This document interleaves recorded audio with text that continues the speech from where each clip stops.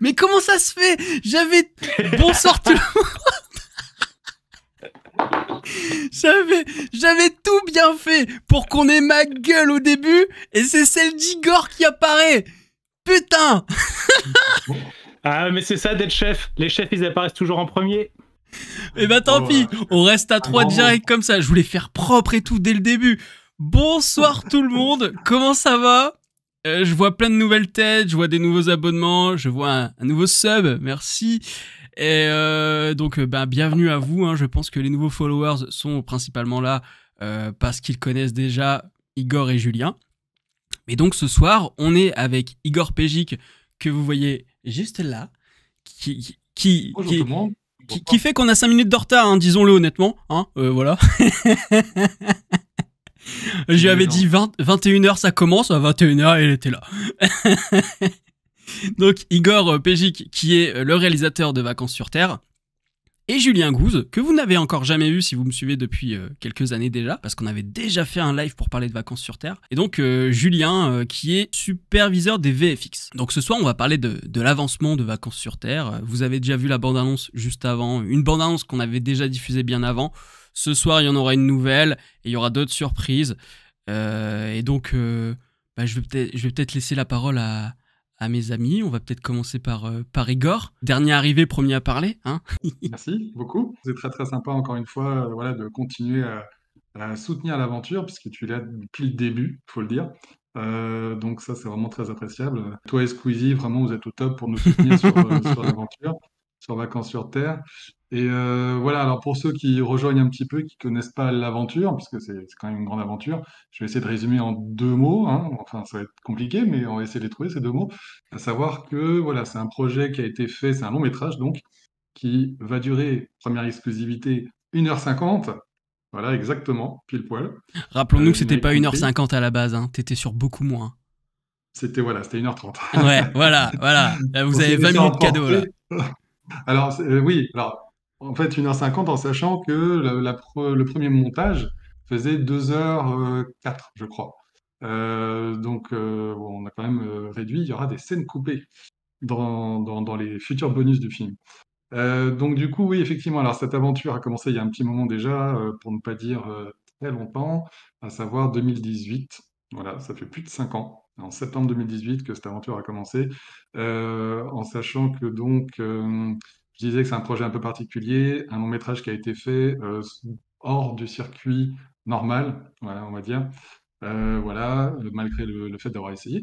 Mais en fait, c'est un projet qui a été fait grâce au soutien de plein de gens. C'est vraiment un projet, ce qu'on peut appeler un projet collaboratif. On a eu tout le matériel quasiment, comment dire, en participation. L'équipe, c'est pareil. Tous les gens et les nombreuses personnes qui ont composé l'équipe, donc qui ont participé au film. On a eu, pareil, en post-production, pas mal d'aide.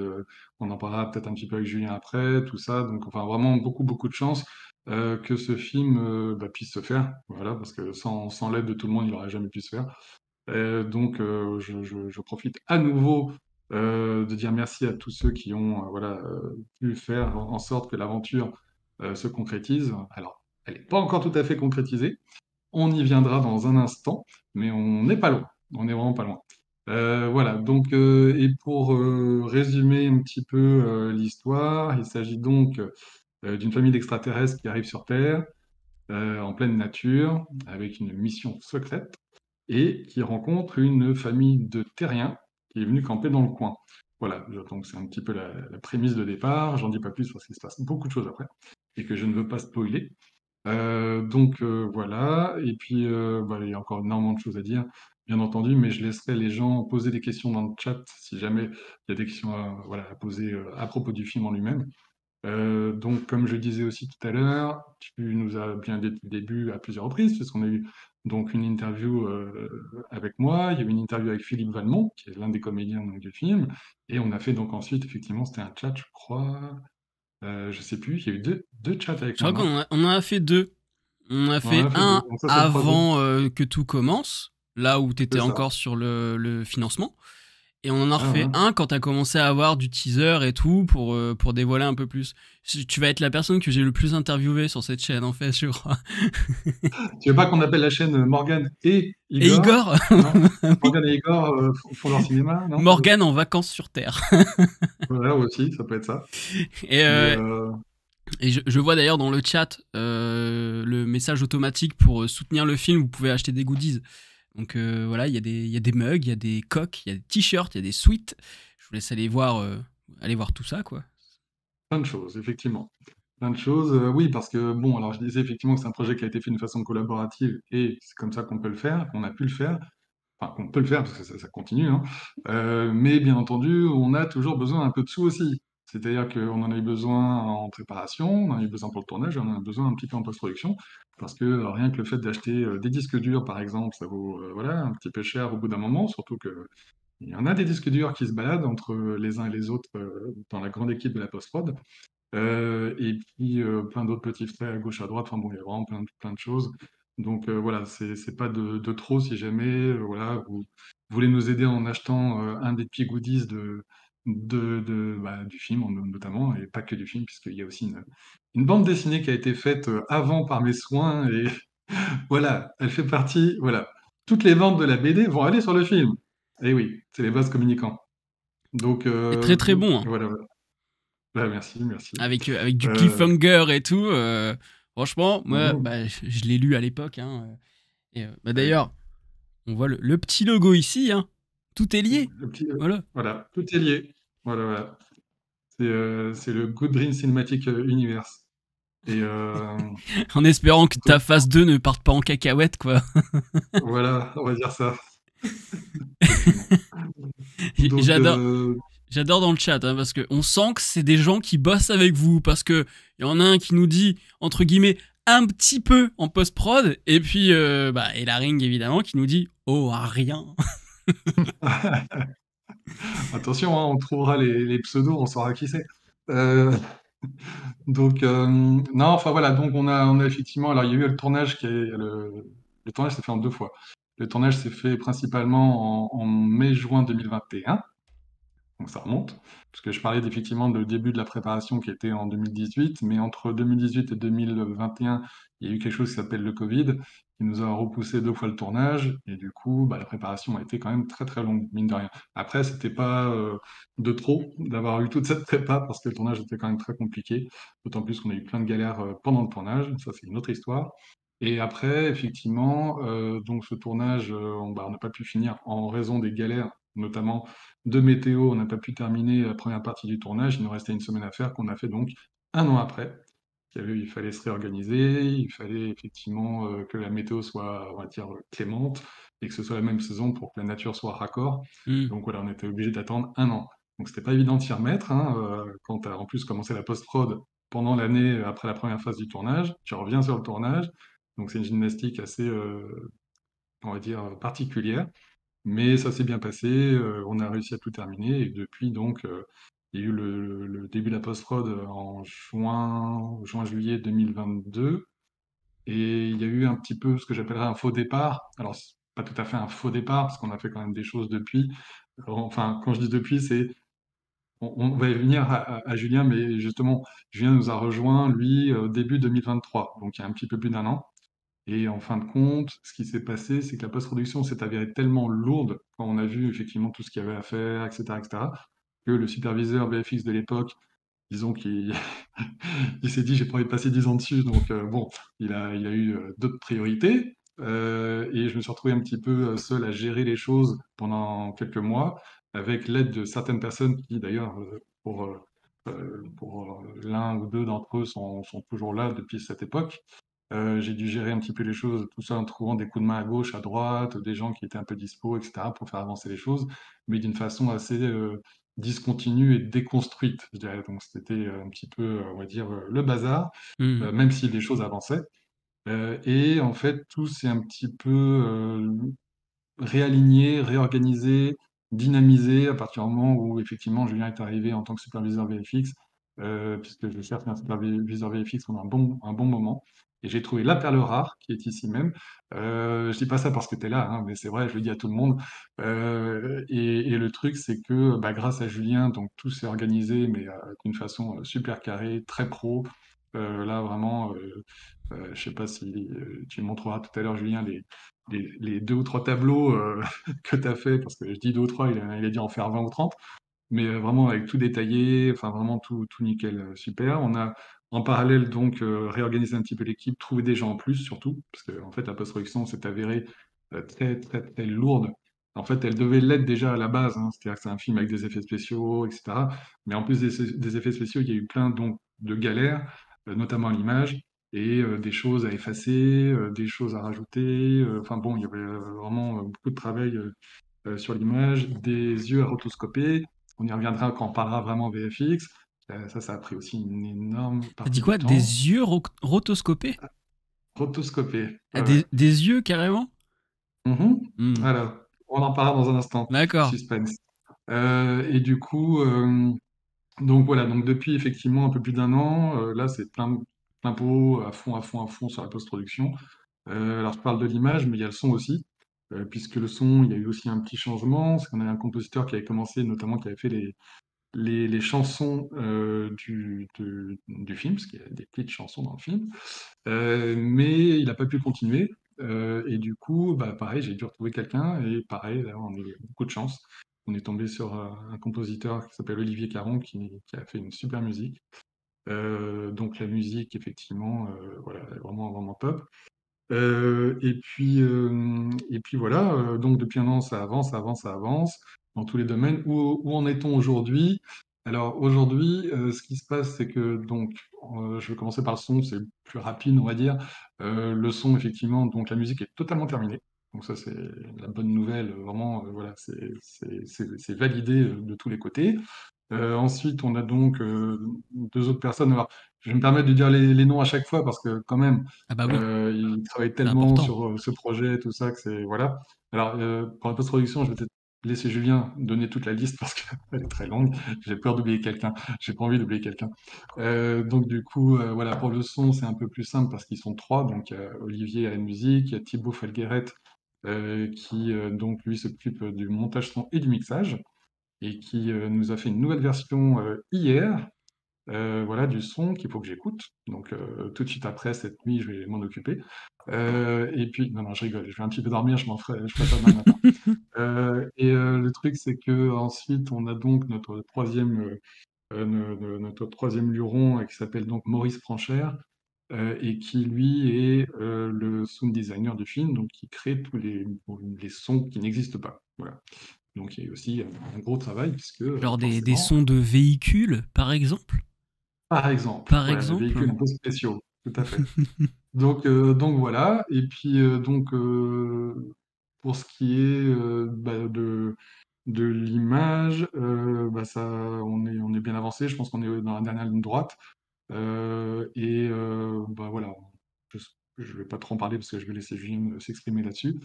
Donc voilà, on est une équipe quand même qui est une quinzaine de personnes, facile, hein. Mhm. Euh, enfin, même plus si je compte les gens qui sont venus, enfin, qui sont intervenus avant, c'est-à-dire une fois par-ci, une fois par-là. Il y a eu donc des aides ponctuelles, voilà. Mais là, on est quasiment, ouais, je pense, une quinzaine, bon, c'est peut-être en incluant le son, une quinzaine tous les jours, ou presque, dessus. Voilà. Et sinon, au-delà de cette post-prod pure au niveau du film, il y a aussi des choses en parallèle. Il y a aussi tout ce qui est graphisme.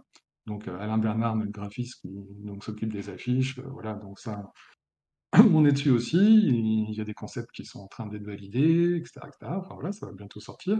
Il avait fait notamment des petites affiches pour ceux qui les ont vues sur les réseaux sociaux pour les vœux de 2023 et de Oui, 2024. j'ai retweeté. Voilà, J'ai retweeté. pas retweeté. Merci beaucoup. Et du coup, voilà, donc ça avance aussi. On a aussi le jeu vidéo du film. Et Ah, oui, mais et oui, il y a un jeu vidéo, tout à fait. on en avait Donc il y a parlé un ça jeu la dernière vidéo. fois? Et non, peut-être Je pas, mais crois voilà, pas. depuis, ça s'est concrétisé. En tout cas, c'est en train d'être concrétisé. Il y a le premier niveau qui existe, il y aura 3 niveaux en tout. C'est un petit jeu vidéo, donc, enfin, quand je dis petit, c'est pas pour le minimiser, hein, mais ce que je veux dire, c'est pas un triple A à la Tomb Raider. C'est quoi? C'est un C'est du petit jeu de modèle. plateforme? C'est quoi? Un platformer. Ouais, c'est Ah, un à platformer. l'ancienne en genre Exactement. 16 bits Voilà. ou quoi? Non, avec des jolis graphismes. Donc, Ouais, c'est un jeu que deux jeunes demoiselles sont en train de faire. Donc, Juliette Fontaine et Elsa Nadalutti. Désolé Elsa si j'écorche ton prénom, enfin ton nom. C'est Nadalutti, voilà. Et donc, bah, elles sont dessus. Normalement, ça devrait être, je pense, ça devrait sortir un petit peu plus tard dans l'année. Voilà. Plutôt à la rentrée bah, septembre. bah j'étais même pas au Donc, courant moi. Moi je le savais même pas. ouais, ouais, C'est ma surprise parce que moi tout ouais. ce qu'on va vous montrer ce soir, je l'ai regardé avant, mais alors ça, je ne savais pas. Voilà, ce sera pour un autre live parce que j'ai encore envie de me faire inviter. Mais Donc je garde mais le truc. on fera le let's play ensemble. On y jouera ensemble Ouais, sur Twitch, voilà. exactement, Euh, carrément. j'ai Mekime, c'est certainement comme ça qu'on dit, qui nous dit: j'espère que j'aurai une spéciale dédicace quand même, pas pour l'année de galère, juste pour faire l'effort de me connecter sur Twitch. Je t'aime Igor. Ah, ouais, merci Mekime. Mais Et je crois que tu vas recevoir un oui, SMS après en disant: c'était moi, hein, Mekime. oui, c'est possible. Donc, et Jean, c'est Julien. On t'a vu, Julien. Voilà, t'es en train de, ouais, d'écrire. Donc voilà, donc il y a effectivement le jeu. Et puis bon, il y a plein de choses qui se préparent aussi, puisqu'il y a l'après. On pense déjà à l'après avant même que le film soit terminé. Parce que bon, le film, l'idée, c'est que ce soit quand même un projet sérieux et pas juste un projet à montrer aux copains et à mettre dans un tiroir ensuite. Donc c'est un vrai projet à but, voilà, d'être vu le plus possible. Ouais. Euh, et voilà, donc il y a des choses aussi qui se préparent. On soit un petit peu tôt, on en parlera dans le prochain live consacré à Vacances sur Terre. Et puis voilà, Oui, parce que donc tu m'as parlé c'est d'un truc en off quand on s'est eu au téléphone, mais t'étais pas sûr de l'annoncer ce soir.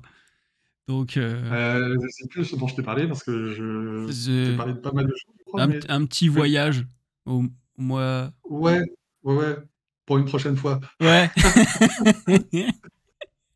Voilà, Voilà, on fait déjà du teasing pour. voilà, mais ouais. Bah, on est dans la fiction, hein, t'as vu, on est fort C'est pour ça. ça, c'est Donc le fameux narratif. voilà. Donc voilà où on en est un petit peu dans tous les domaines. J'ai dû oublier une chose ou deux, mais c'est la fatigue parce que bon, forcément, je suis un petit peu 24 sur 24 sur le film. C'est ça. Euh, et puis bah, je commence, là comme on arrive en plus vers, entre guillemets, la fin. Enfin, c'est pas entre guillemets, non, non, on arrive quand même dans la dernière ligne droite. C'est vrai qu'on met tous le paquet pour que ça se termine voilà, vite et que ce soit voilà, pour bientôt, puisqu'il y a quand même une idée de finition, une date, on a une date limite, on va dire, qui est le mois de mai. Voilà. Sachez-le. Voilà, Et maintenant, si au mois de mai, il y a rien qui sort, vous pouvez aller l'emmerder et lui dire: t'avais dit mois de mai. Parce que avant, voilà, il y avait zéro date. Là, c'est ça y ça, est, c'est tout. exactement. T'as Mai, acté, c'est mois de mai. mai 2024, tout à fait. Donc voilà, c'est vrai qu'on a quelques opportunités à partir de ce mois de mai 2024, donc l'idée c'est de ne pas les louper et Hmm. qu'il faut absolument que le film soit terminé. Comme je sais qu'avec toute l'équipe sur le chat, Mais voilà, j'en oui, profite pour ils sont remettre un tous coup de là. pression. Euh, Et d'ailleurs, c'est Mikey Mai. Je suis désolé, Mikey Mai. Mais Mekime, c'était mais- cool aussi. ah, d'accord. Ouais, oui, Mikey May, c'était. Ah oui, Mikey May, je pense savoir un peu plus ce que c'est. Ah, Donc, donc voilà. Mais bah, je sais pas si. Ah oui, alors bon, il y a des nouvelles petites choses qui se passent. Oui, il y a aussi bien sûr l'étalonnage. On en parlera ici, on ouais, donnera des exemples un peu plus tard, mais il y a quand même 3 personnes qui sont donc sur le coup pour l'étalonnage, parce que le film va avoir un étalonnage assez particulier. c'est clair. On l'a Il y déjà a vu donc dans la bande-annonce, déjà dans les bandes-annonces qu'on avait diffusées dans les lives précédents, et celui qui avait en compte à rebours juste avant qu'on démarre. Oui, oui, ouais, oui, c'est un étalonnage bien particulier, et je suis pas étonné qu'il soit 3 sur le projet, quoi. Oui, oui, donc Franck-Olivier Chalard, Baptiste Gemel et puis Théo Fels, hein, voilà, pour les nommer, parce qu'ils méritent de l'être, vu le travail qu'ils font. Parce que je veux te dire qu'il y a des trucs super galères qui prennent beaucoup de temps à faire avant même d'avoir le plaisir d'étalonner, quoi. Je parlais tout à l'heure des yeux, donc ça, voilà, on va en parler quand on verra un peu toutes les étapes de la post-prod, sur les étapes sur lesquelles on s'est, comment dirais-je, bien déchiré, on va dire ça comme ça, parce que au final, je pense qu'il y en a qui vont presque, voilà, qui vont presque déprimer, tellement il y a des choses compliquées, longues, fastidieuses. Enfin bon, heureusement, la plupart des choses galères sont plutôt derrière nous, donc tant mieux, mais ça a pris vraiment des mois, pour pas dire des années, hein, puisque vraiment ça, pour le coup, ça avait commencé dès le début, dès 2021, des histoires notamment de rotoscopie. C'est ce qui est le plus long en général, mais voilà. Mais tu peux Donc, expliquer aux gens ce que c'est, parce que enfin, nous, c'est vrai que évidemment, oui. rotoscopie, ça nous parle. Mais j'en ai peut-être certains qui regardent soit en live avec nous, soit en rediffusé sur YouTube et qui ne savent peut-être pas ce qu'est la rotoscopie. Ouais, bien sûr. Non, en fait, voilà, ce qui se passe dans le film, c'est que nos extraterrestres ont donc une couleur d'yeux qui sera au final gris clair, pour leur donner vraiment ce regard particulier, un truc, voilà, un petit peu en dehors de notre monde. Pourquoi ce choix? Parce qu'en fin de compte, on n'avait pas forcément le budget pour faire des costumes, pour faire des maquillages spéciaux, pour faire des choses qui, voilà, que tu pourrais avoir dans Star Wars ou autre, et en te disant, ah ouais, c'est vraiment un extraterrestre. Donc nous, notre extraterrestre, il est très humanoïde, il est très Mhm. humain, quelque part, mais il a des petites particularités, notamment sur la peau. Ça, c'est un maquillage, voilà, puisque sur sa peau, il y a des sortes de tatouages, enfin, avec des diamants dedans. Et également par rapport au regard, puisque le regard, l'idée c'est que voilà, ce gris permettra d'avoir ce look extraterrestre quand on les verra, et c'est assez probant. On avait bien sûr fait des essais à la base. On le voit un petit peu dans les teasers. Ce ne sont pas des plans très proches, mais c'est des plans quand même où on peut voir la différence. En tout cas, on voit qu'il y a des yeux un petit peu particuliers. Et donc, le procédé pour changer les yeux, puisque le problème c'est qu'on ne pouvait pas avoir des lentilles spécifiques au tournage, c'est qu'il faut détourer les yeux, et je dirais image par image, quoi, en fait. C'est quoi? C'est parce qu'en Euh, fait, les lentilles en practical, du coup, ça coûte plus cher que les non, FX non, non, ou... ça peut pas plus cher. En fait, il y a deux personnes dans les comédiens, 2 sur 4, on va dire, qui portait déjà des lentilles, donc Ah c'était un oui, peu ok. compliqué. On avait aussi un enfant, donc c'est pas Hmm, évident à gérer avec les c'est vrai. lentilles, tout ça. Enfin bon, il y avait plein de problèmes. Puis comme il faisait chaud, enfin en tout cas il devait faire chaud, donc c'est pareil, il y a des yeux qui sèchent très rapidement, ça risquait de faire des yeux rouges aussi. Enfin bon, bref, il y avait plein de soucis par rapport à ça. Donc bon, de toute façon, voilà, le choix s'est fait sur cette technique, on va dire, mais cette technique très laborieuse, très longue, qui est effectivement donc de détourer non seulement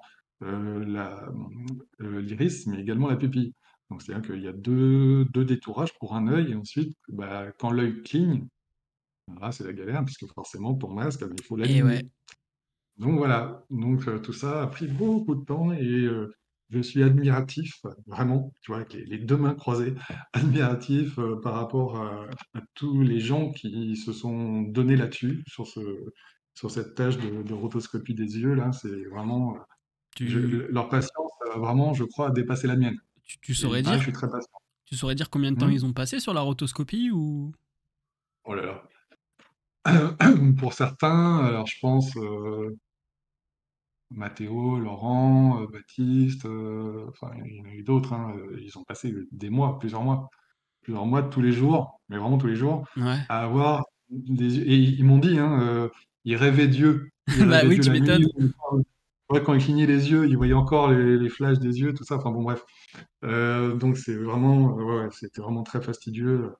Heureusement, cette étape est terminée. Il y a encore des petites retouches par-ci par-là, mais voilà.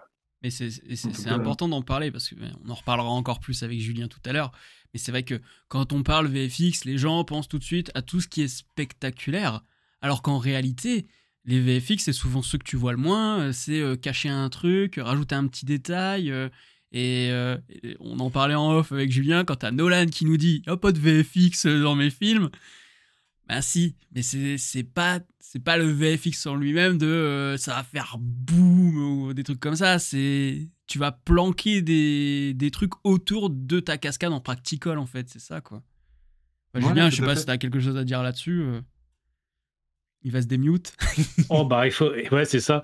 Faut pas me lancer là-dessus, sinon on va faire 5 heures. Non, mais Bon, tout est- effectivement, c'est un film, un ensemble d'éléments. On a parlé beaucoup de musique et c'est primordial. Et en fait, les effets visuels, depuis Méliès, eh ben, c'est fondamental aussi. C'est une partie d'un tout, ni plus ni moins. Hmm, Alors, ça doit se marier avec les effets pratiques, avec le montage, avec le sound design, avec la production sur le plateau.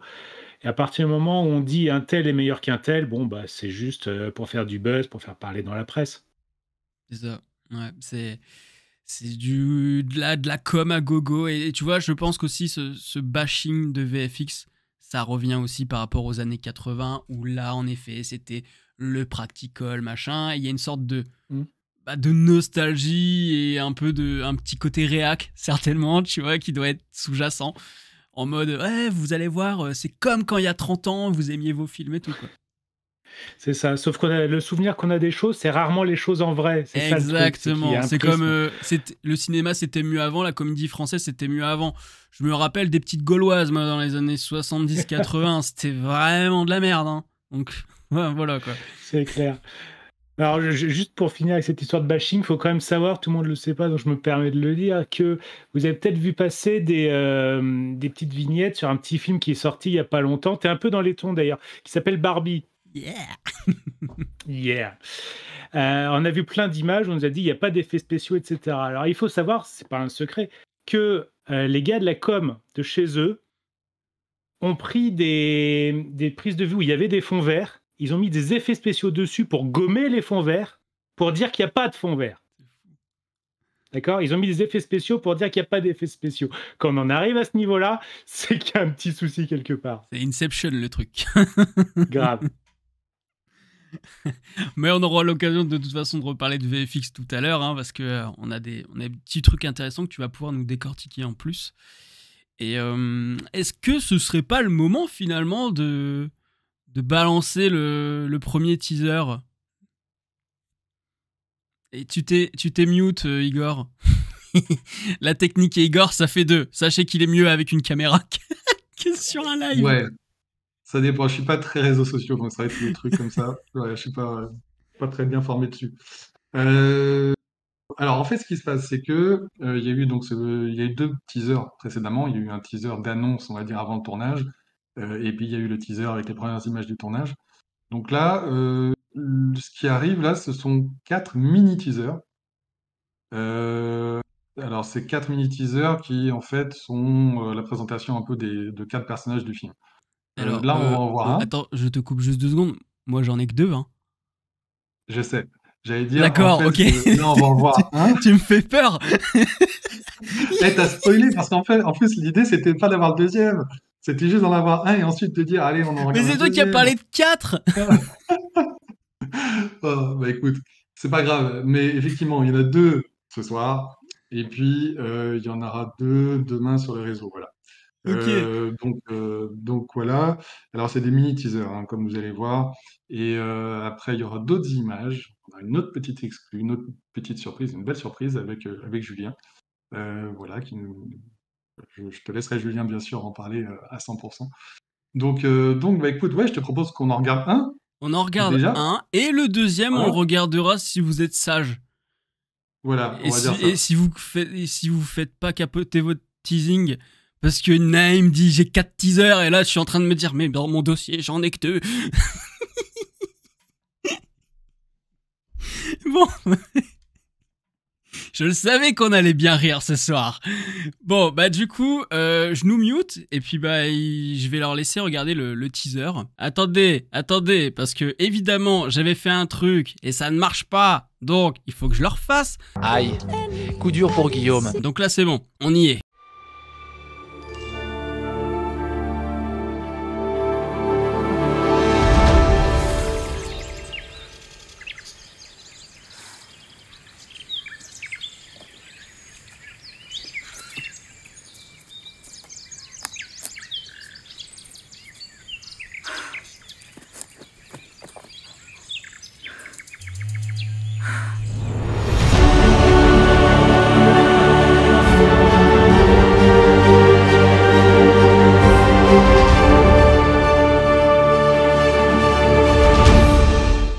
Quel Et c'est magnifique pour- objet du futur.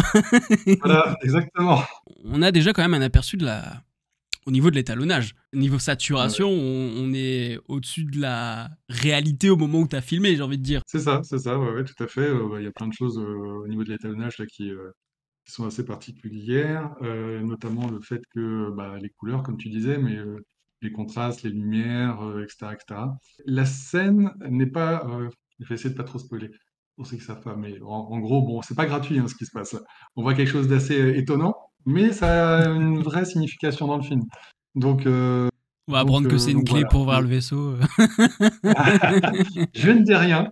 Je laisse les théories un petit peu se confronter. Mais non, il y a effectivement quelque chose lié à ça, d'important. Voilà.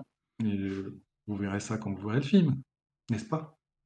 Mais oui, alors peut-être juste le petit point technique, c'est que cette qualité visuelle-là, elle vient aussi de la caméra. Ça n'a pas été tourné avec l'appareil photo du week-end.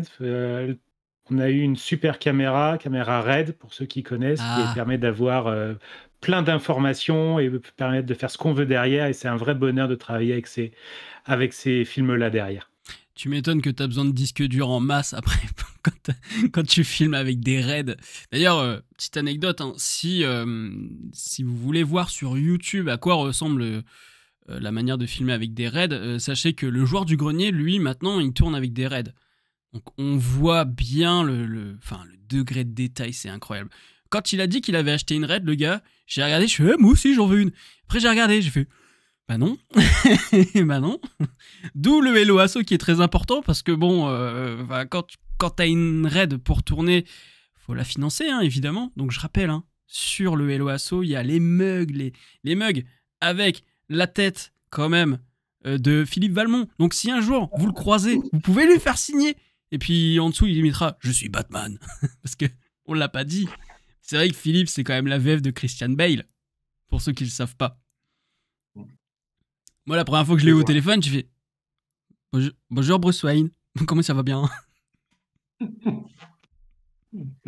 Tu parlais un peu de tournage de RAID et tout ça. Est-ce que ce serait pas le moment de regarder 2-3 petites images du tournage, par exemple? Oui, le petit making-of.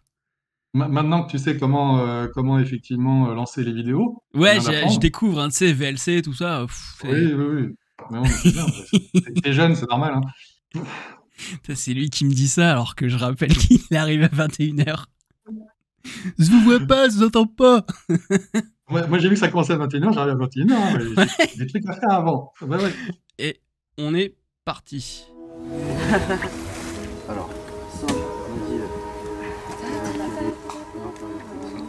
Alors, voilà, effectivement, je sais pas si vous m'entendez bien, oui. Ouais. Ok. Moi j'en ai un. D'accord. Voilà, c'est notre Romain national, Romain Barreda, donc, qui joue le rôle de Guité, un de nos extraterrestres. Noir ou c'est Et qui s'occupe d'orloter la maquilleuse, avec une petite ambiance, tu vois, très relax, puisqu'on avait même du café offert sur le plateau directement. Sans sucre, parce que le sucre c'est pas bon. Exactement. Et puis voilà, là on a signé une autre de nos extraterrestres qui donc se prépare pour un plan avec Romain décidément. Voilà, il se cajolait maintenant la perruque. Et oui. Pendant que la maquilleuse elle dit fermez vos gueules. Voilà.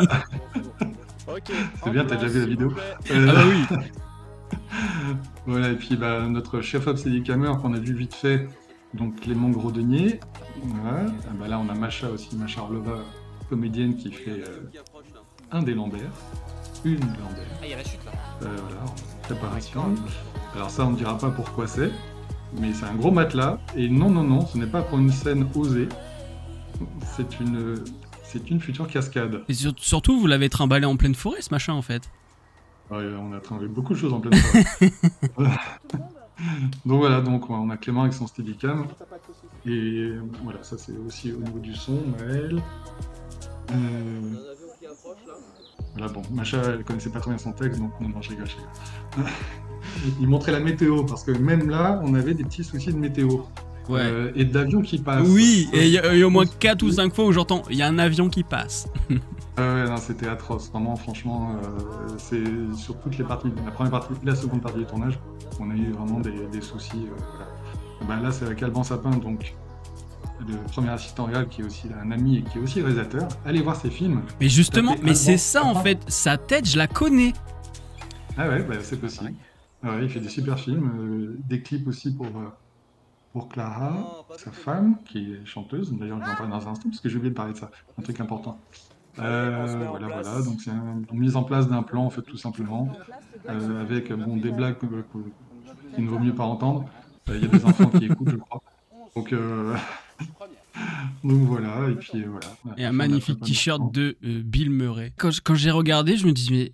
Bah donc, Alban Sapin, je me dis, mais j'ai vu sa tête quelque part. Impossible de savoir où j'ai vu sa tête, mais je sais que j'ai vu sa tête. Bah, il a fait pas mal de films courts pour l'instant. Ouais. Il prépare aussi des projets un peu plus longs. Et puis, comme je disais, donc, il fait aussi des clips, pas mal de clips, notamment pour sa femme, donc Clara Neville. Clara, c'est son nom d'artiste, Clara Neville. Et Clara Neville, c'est donc une chanteuse qui fait une chanson pour le film, notamment. D'accord. Donc voilà, il y a une chanson de Clara qui se fait pour le film et il tourne le clip du film le 10 mars. Le clip de la chanson du film, pardon, le 10 mars. Ah oui, Donc c'est ça se dans tourne 9 sur jours. Paris. Ouais, ouais, ça va venir vite. Donc voilà, je suis en train d'un petit peu voilà, d'aider comme je peux Alban, puisque c'est aussi l'association, enfin c'est aussi Good Dream qui participe à ça. Ouais. Et d'ailleurs, si jamais vous êtes sur Paris et que vous voulez participer à un clip en figuration, il y a moyen le 10 mars, si vous êtes libre, c'est un dimanche, voilà, d'être sur le clip du film, de la chanson du film. Je sais pas pourquoi je dis du film à chaque fois. Bon, bref, Et d'ailleurs, la fatigue. si les gens veulent te contacter, c'est quoi sur Igor PJ que sur Twitter ou Vacances sur Terre sur Twitter ou ailleurs Bah non, c'est sur Morgan et son ciné, hein, puisque c'est maintenant un petit peu ma seconde maison. Après, c'est Donc, vrai que les gens qui regarderaient sur YouTube, si ils me demandent en commentaire comment te joindre, moi je leur donnerai un mail ou quoi, tu vois, il y a pas de problème. oui, oui, oui. Non, non, bien sûr, il n'y a aucun problème. Sur Facebook, par mail. Voilà, je crois que vous avez pas mal de liens Hmm. pour De, que tout- de, je... de toute façon, si les gens vont sur mes réseaux, sur la publication qui a annoncé le live de ce soir, je t'ai identifié, que ce soit Facebook, Twitter, même LinkedIn. T'en as deux d'ailleurs. T'en as deux. Ouais, ouais. Donc du coup, voilà, vous pouvez le retrouver facilement si vous voulez prendre contact avec Igor, il n'y a pas de problème. Julien aussi d'ailleurs, Alors, sur certains réseaux, t'es dispo aussi, donc voilà. Yep. alors, je vais bientôt laisser la parole à Julien parce que je parle, hein, comme d'habitude. La passion me fait parler, Bah je n'y oui. peux rien, je suis désolé. Mais non, et puis bah, il y avait quand même l'idée d'un deuxième petit teaser, Tu ou veux le mettre pas? Alors, maintenant? je sais pas, on fait un vote hein, avec le chat. Bon, Euh, on va le vote. il y a combien, on est combien là, pour le coup? Ah, on est 22. Tu sais quoi? Pour le fun, Alors, ouais. je vais créer un sondage sur Twitch, hein, pour leur demander. Alors évidemment, vous ne voyez plus nos têtes, c'est normal, c'est parce que je suis sur Twitch en même temps. Sur Discord, tu peux pas faire plusieurs trucs à la fois, ça l'embête un peu. On va faire un sondage et je vais faire nouveau sondage, teaser de maintenant. Oui ou non? Voilà, oui ou non? Bah alors là, hein. C'est vrai qu'il va y avoir des noms, je suis sûr. Bah moi je vais voter non, tu vois. Hop, je laisse 2 minutes aux gens. On commence le sondage. À vos Allez, votes. c'est parti. Et je remets Discord pour qu'on voit nos têtes. Voilà. Et je sais d'avance que. Eh, y a quand... Ouais, c'est pas moi le nom. Je jure que c'est pas moi le nom. J'ai pas cliqué. Salut Mika de Prod au passage qui vient d'arriver. Ah oui. Mika, je sais qui c'est. Mais je vois beaucoup de pseudos avec Prod dedans. Donc quand je vois Prod dedans, je me dis oui, d'accord, ça vient de chez vous ça. Ah, pas forcément, tu sais, ça peut être aussi des gens qui s'intéressent au projet et qui sont dans le domaine, on va dire, mais Oui, pas mais forcément dans le... ce que je veux dire, c'est que ils viennent pas de ma base perso. Je crois pas, c'est pas des pseudos que j'ai l'habitude de voir. Toi c'est tiret sexe plutôt, non? Pardon. Et c'est pas moi qui mets des sextoys dans mon film, hein. Voilà. On est d'accord. Tu vois, Entendu. Julien, il acquiesce. Ouais, c'est bien, bien. Bravo. Bon, les gens votent oui, hein, c'était étonnant. Oh, on est passé à C'est 27 vrai? personnes. N'hésitez pas à partager d'ailleurs le live ensemble si vous avez des questions à Ouais. poser ou quoi. Plus on est de fous, plus il y a de questions et des questions auxquelles on pense pas toujours. Et puis si on est 30, on reverra le premier teaser. C'est le truc. Bah, de toute façon, et je tiens à dire que parce que On les repassera en fin d'émission. Ouais. faut savoir que là, je suis en train de monter une vidéo sur Jacques Grimaud et les fameuses pyramides, là, les constructions. Ah, oh, Julien, il connaît. Oui. Et lui aussi avait fait un Hello Asso. Je tiens à préciser que le Hello Asso de Igor est fiable. C'est de l'argent qui a été investi dans le film et ça se voit à l'image. Hein, parce que y en a, ils font des Hello Asso qui sont fermés par Hello Asso, ce qui est très rare. Et tu vois le résultat final et tu dis il est où l'argent? Donc je vous garantis que c'est très fiable et les mugs sont cool. Et la petite coque avec la fleur. Et je trouve que le logo il est assez minimaliste aussi, j'aime beaucoup sur le suite et tout. Bah, franchement. il y a une petite affiche teaser aussi. Je sais pas si je t'avais envoyé, je crois, non? Tu me l'as pas envoyé. Je l'ai envoyé? C'est pour ça quand tu m'as dit affiche tout à l'heure, j'ai fait. Non, l'affiche logo. Je t'ai pas envoyé l'affiche logo. Ah, je croyais. Tu m'as c'est pas envoyé attention. les photos des mugs et tout, mais j'ai pas l'affiche. D'accord. Bon, c'est pas très grave. Elle sera sur les réseaux aussi demain après-demain. Oui, voilà. Sachez que demain, suivez sur les réseaux. De toute façon, moi aussi, je vais la republier. Donc, on l'aura demain. Déjà que là, on va devoir mettre le deuxième teaser maintenant tout de suite, hein, parce que bah, je vois que les gens ont voté oui, ce qui est C'est vrai? étonnant. Au moins, j'ai envie de dire, dès qu'on aura passé toutes les vidéos, je m'emmerderai plus avec VLC en me disant ça va peut-être foirer. Eh ben, on va partir tout de suite sur le teaser numéro 2.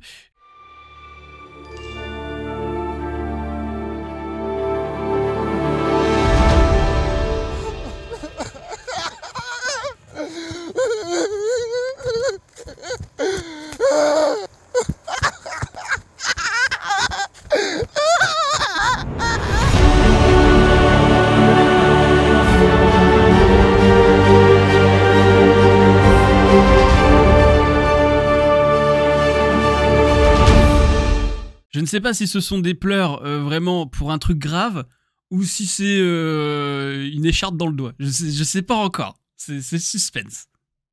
Exactement. Et ça, ce sera au moment où vous verrez le film. Et donc, voilà, autre teaser, autre ambiance, donc, avec un rire très extraterrestre. Enfin, pardon, des pleurs C'est très pleurs, extraterrestres. il pleure. Ouais, là-dessus, moi, ça me fait toujours rigoler à chaque fois que je vois ce passage. Donc, voilà. Mais, ouais, donc vous verrez pourquoi. Et ouais, du coup, est-ce que c'est en rapport avec cette fleur qu'on voit à la fin du teaser qu'on a montré avant? Alors, il y a du sang dessus, mais non. C'est Fallait pour pas autre dire chose. non, fallait dire peut-être.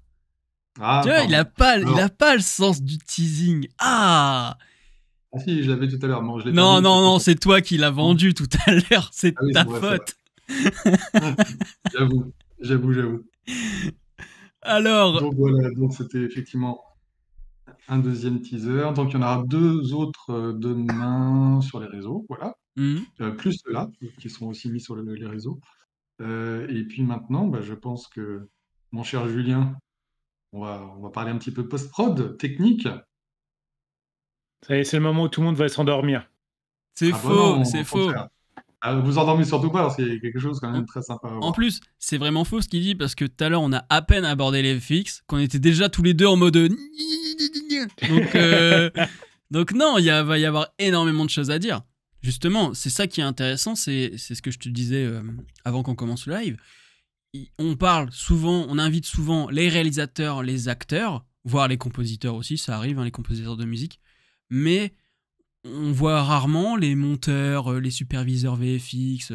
Alors que par exemple, la monteuse de Scorsese, je pense qu'elle aurait énormément de choses à dire, quoi. Tu vois, donc voilà, c'est important aussi de montrer d'autres domaines et de pas penser que un film se tient uniquement à un réalisateur en fait, parce que c'est aussi ça que les gens ont comme image, alors que c'est pas du tout le cas, quoi. Oh là non. Non, clairement pas. Alors, Julien, est-ce que je te laisse un petit peu voilà, présenter l'équipe ou... On va d'abord présenter l'équipe et puis après, on Parce que verra. je dis ça je dis ça parce que Julien et les noms, c'est toujours un peu compliqué. Je Je te peux peut-être rassure, prêt, t'inquiète moi c'est pareil. C'est mon côté mémoire poisson rouge, ça. Ouais. Non, mais les prénoms, alors, à peu près, ensuite, ça peut être un peu plus compliqué. Oui, non, surtout qu'on a une grosse équipe, hein, comme tu disais, Igor. C'est une bonne dizaine de personnes comme noyau dur, plus au moins une demi-douzaine qui gravitent aussi selon leurs possibilités, selon les besoins. C'est une post-production internationale, s'il vous plaît, quand même. On a des collaborateurs, des VFX artistes qui sont alors déjà partout en France, mais vraiment partout, du plus haut au plus bas. C'est même plus bas que le plus bas, puisqu'on a des gens en Espagne. Hmm. Et plus loin que loin, puisque on a aussi toute une partie sur la 3D, on reviendra sur la 3D, qui est au Canada. Voilà, tout là-bas, dans le froid. Et Alors, je vous passe les questions de décalage horaire pour les réunions, c'est tout ça. ça, mais c'est un truc assez fabuleux. On vit une Et, époque fabuleuse, c'est souvent galvaudé, mais pouvoir travailler comme ça en distanciel de façon efficace avec autant de monde, c'est un truc assez fabuleux. Mais et actuellement aussi, une personne de l'équipe qui est à Los Angeles depuis 2-3 mois. Absolument. oh yeah, Qui est dans le chat. Voilà, je ne dirai pas qui. t'en as Oui. des gens qui sont à Los Angeles dans mon chat. Je crois que ça n'arrivera plus jamais. Ce n'est que la première fois. Ce n'est que le début. Et Non, et puis en Suisse aussi, puisque je parlais de Thibaut tout à l'heure au son, Ouais. il est en Suisse. Et sinon, alors, voilà, je vais quand même un petit peu, si tu me permets la parenthèse, Julien, pour Ouais, énumérer un petit peu le chef a toujours raison, donc oui. bah oui, Non, pas du tout, pas du tout. Oh là là, on a vu que c'était pas vrai. Euh, donc, non, non, enfin, à moins que tu veux un peu les Attends, présenter? il vient de dire un truc là. Moi, je veux du dos après, parce que t'as dit, on a vu que c'était pas vrai. Non, non, oui, c'est pas vrai, parce que je me suis sur des choses sur lesquelles on a discuté. En fait, l'idée, si tu veux, c'est qu'à chaque fois, forcément, j'ai une idée de départ, une suggestion, une proposition. Ouais. Après, bien entendu, quand tu collabores, et c'est l'idée aussi de collaborer avec des gens, sinon tu ferais tout seul, et voilà, c'est d'avoir l'apport de l'autre personne, la vision de l'autre personne, confronter les visions et de choisir pour le film laquelle est la meilleure. Donc voilà, sur des choses, effectivement, des choix techniques, artistiques, enfin voilà, il y a les deux. Tu peux avoir effectivement, j'ai pas le monopole des meilleures idées, hein. Il y en a qui ont des super idées, qui me proposent des choses, je dis, ah ouais, Hmm. effectivement, c'est classe, c'est top. Et puis voilà. Bah, Donc, j'ai pas. en fait, je crois que tu as l'idée de l'intelligence collective, effectivement, mais dans un gros projet comme ça, et une grosse machine comme un film, il y a d'un côté ça, cette intelligence collective, hein, dire qu'on n'est jamais aussi fort que la somme des forces des gens qui nous entourent, d'un côté, mais de l'autre côté, il y a comme le fil directeur. Tout le monde est au service d'une vision, qui est la vision du film et la vision de réalisateur. Donc c'est toujours une alchimie intéressante d'essayer de trouver ça, garder le film et avec les apports des gens sans diverger. C'est toujours super intéressant. Bah, là, c'est rendu d'autant plus facile parce que l'équipe de post-prod est vraiment au top, quoi. Franchement, c'est vraiment un bonheur de travailler avec tout le monde. Et les résultats sont, voilà, moi, je sais qu'à chaque fois que j'ai un petit mail, un message me disant, tiens, il y a une nouvelle version de tel plan, tel autre, etc., toujours hyper excité parce que je sais que je vais trouver quelque chose de super, quoi. Alors, il y a toujours des réactifs, des choses par-ci, par-là. Tiens, on rajoute un peu plus de rouge ici ou de blanc là ou des trucs comme ça, mais dans l'ensemble, c'est vrai que c'est toujours, ça a été un vrai plaisir avec toute cette équipe de post-prod d'avoir ces plans qui arrivaient donc voilà, des fois avec un peu d'attente parce que bah, il y a des choses à mettre en place techniquement, donc on ne peut pas toujours avoir une version en 2 jours, et puis en plus il y a des effets sur lesquels voilà, tu es obligé de passer vraiment du temps et du temps, des semaines voire des mois. Mais pour le coup, c'est vrai qu'à chaque fois, ça c'était, enfin ça l'est toujours d'ailleurs, parce que c'est pas encore tout à fait terminé, je le rappelle. Et c'est C'est intéressant parce toujours un vrai que plaisir. t'es déjà dans l'idée que c'est terminé, toi, tu vois. Enfin, quand t'en parles, t'as cette idée quand même Oui, de dire, enfin, oh, on y est, quoi. je crois que oui, j'ai surtout très envie que ça se termine, parce qu'à un moment donné, il faut passer à autre chose. Mais non, non, non, non, je dis ça parce que quelque part, tout l'artistique a déjà été décidé. Hmm. Voilà. Là, on est encore beaucoup plus dans la finition, voilà, Ouais. de plein de choses. Donc quelque part, alors oui, il y a encore des choses qui arrivent qui sont hyper intéressantes à regarder, à voir, assez neuves quelque part, tu vois, où je me dis, tiens, ça va être comment ils vont faire ce plan-là, tac. Voilà, mais les grandes lignes ont déjà été décidées. Mais c'est pas comme il y a quelques mois, on se disait, bon, comment on va faire ce plan, qu'est-ce qu'on met dedans, quelle quantité de ceci, de fumée ou autre chose, enfin bon, voilà. Donc, euh, donc c'est plus dans ce sens-là.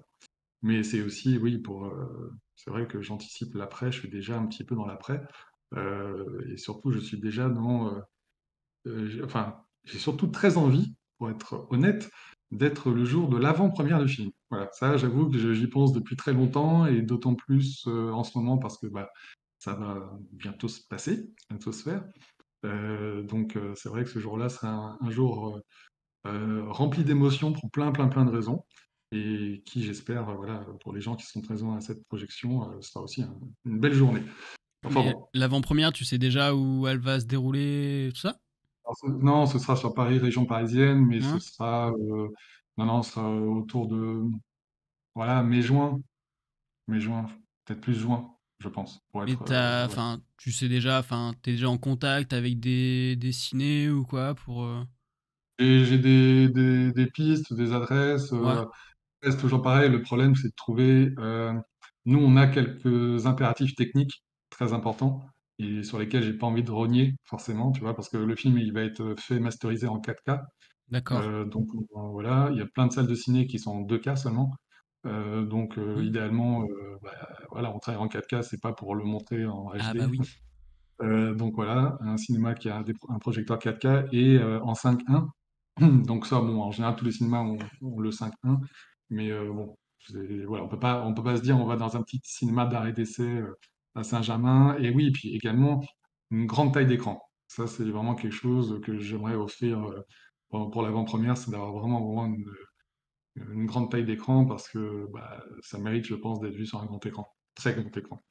C'est le Euh, but. En plus, enfin, je veux dire, j'ai envie de dire, tu tournes avec une RED, c'est pas pour le mettre sur un petit écran, tu vois, enfin, Oui, et rien que puis ça. bah, tout le travail sur l'image et sur le son, vraiment, tout le monde se donne à fond pour que ce soit vraiment optimal, que ce soit impressionnant, que ce soit vraiment, tu vois, qu'on se dise waouh, qu'il y ait vraiment cette émotion qu'on ait pendant tout le film, au niveau technique, j'entends. J'espère que ce sera aussi au niveau émotionnel, Mhm. qu'il y aura ce waouh.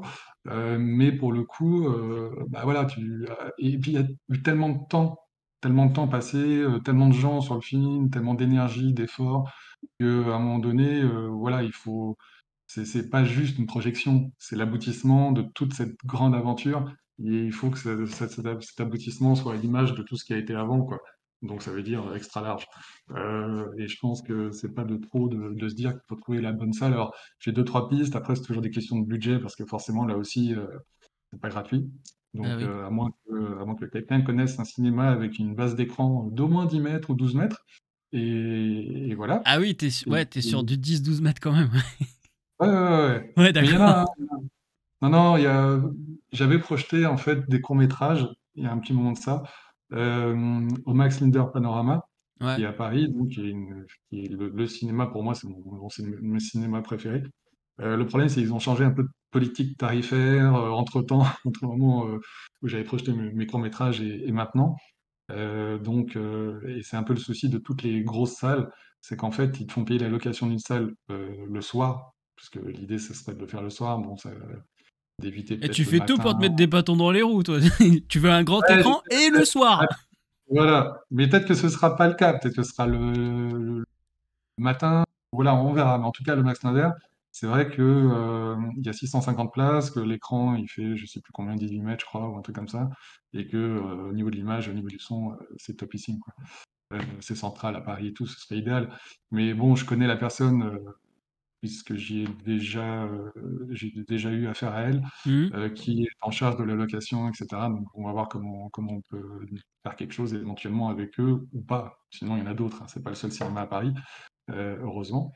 Mais en fait, juste pour terminer avec cette histoire de cinéma, l'idée c'est que les cinémas aujourd'hui te font payer la salle, quand tu loues 2 heures, ils te font payer la salle remplie. C'est-à-dire qu'en gros, ils vont compter à peu près 10 euros par siège. Et si tu as 600 sièges, 650 comme Max Linder, ça va être 6 000 euros. Donc, ça fait cher. Voilà. Donc, Donc, il faut...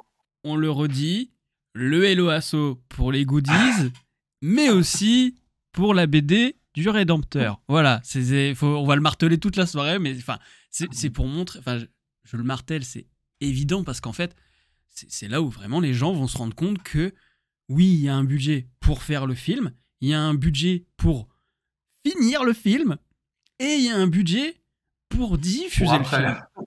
Et Ouais, en c'est fait, clair. les gens pensent qu'au budget. Et c'est pour ça que, tu vois, je prends toujours l'exemple du cinéma hollywoodien parce que on te dit, ouais, tel film a coûté 500 millions.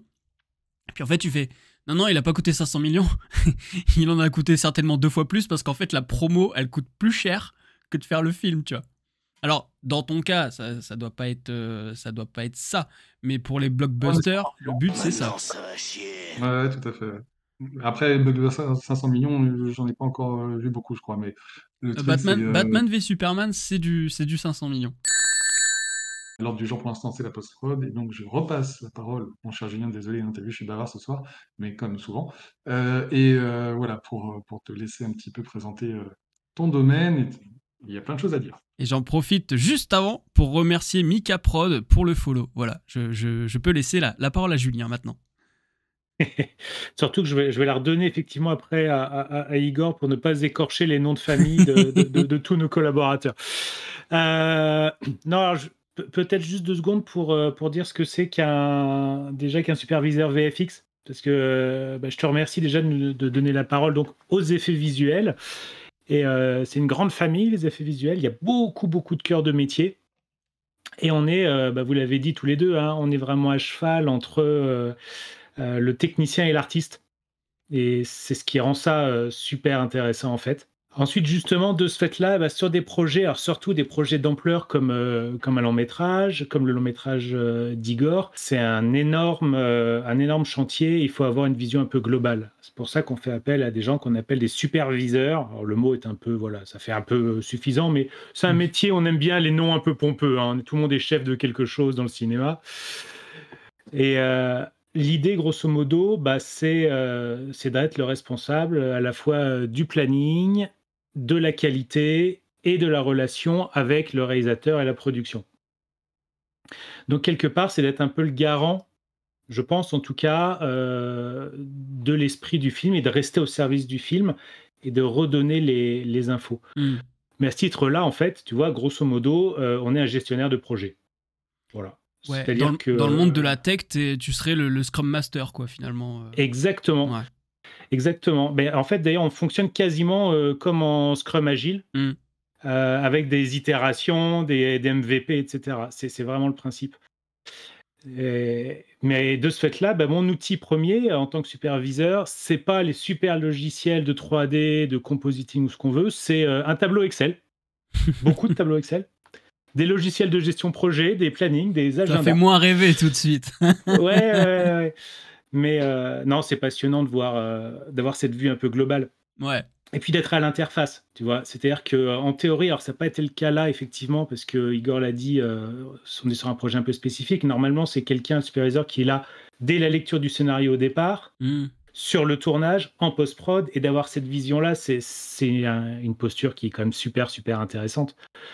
Et au-delà de ça, alors, il y a un côté un peu... je pense que certains dans le chat, inspecteur des travaux finis, hein, de dire ça c'est bien, ça c'est pas bien, ça tu recommences, ça tu refais. Il en faut. Ah ouais, voilà. Malheureusement pour ceux qui ont souvent le ça c'est pas bien, enfin qui ont parfois le c'est pas bien et qui ont passé 4 heures sur le machin, ils disent c'est ça. Mais en fait, c'est pas bien, c'est que, comme tu disais, c'est comme du Scrum, c'est-à-dire qu'on est sur l'itératif. On va aller très vite sur MVP, donc MVP, c'est Minimum Viable Product, donc un premier montrable, quelque part. Ouais. Et puis, on va itérer. Alors, dans les très gros studios de post-prod, ils ont une salle de cinéma en interne. On n'a pas ça. Pas encore.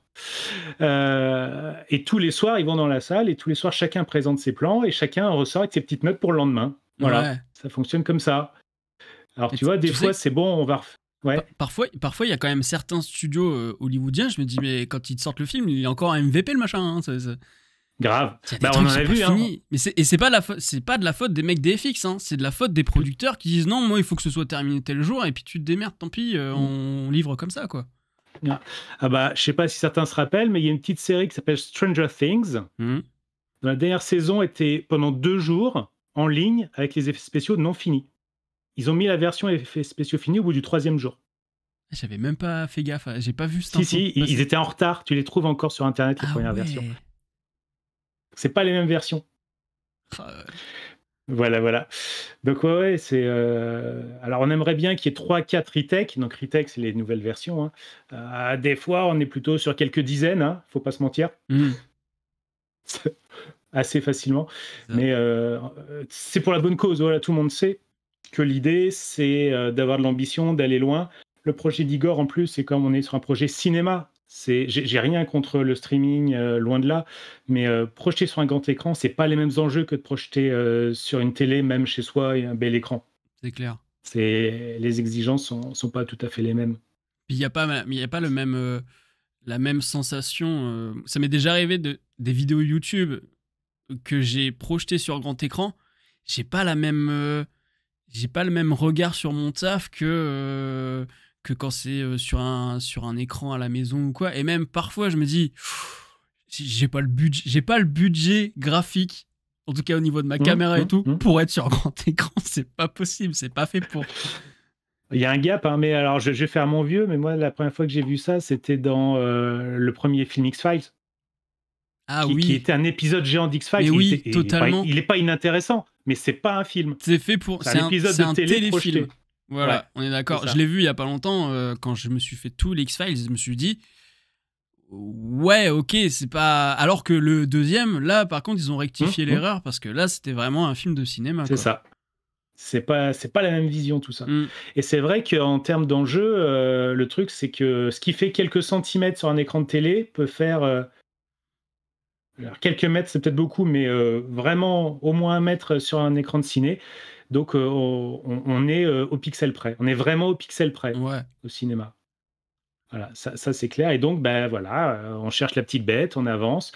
Mais l'idée, c'est d'être toujours au service des artistes et de leur apporter tout ce qu'on peut pour que ça fonctionne bien. Et puis, c'est vrai que, comme disait Igor, on a une super équipe de gens. Alors, c'est super intéressant parce qu'en fait, on a des gens d'horizons différents, d'expériences différentes. On a des gens qui sont assez frais dans le métier. On a eu d'autres qui ont 18 ans d'ancienneté dans le métier. On a certains qui ont travaillé... Je rigole, ouais, t'as vu le message aussi. 5 pixels.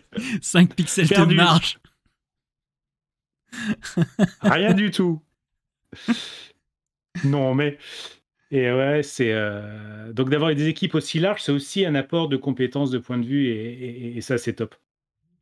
Et parce que du coup, superviseur FX, vous le disiez tout à l'heure tous les deux, il y en a un, il est au Canada, il y en a un en Suisse, en Espagne, machin.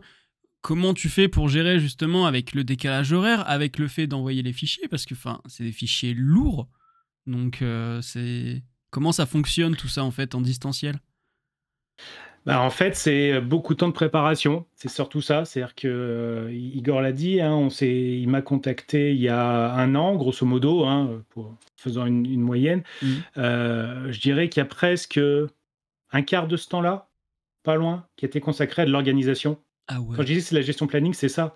C'est-à-dire, on crée ce qu'on a, alors désolé pour tous les anglicismes, hein, des pipelines, des workflows, avec des logiciels pour définir qui, quoi, quand, comment, quelle taille de fichier, quel nom de fichier, quel système d'échange, quel serveur, quelle redondance, c'est-à-dire quelle sécurité au cas où il y aura un problème.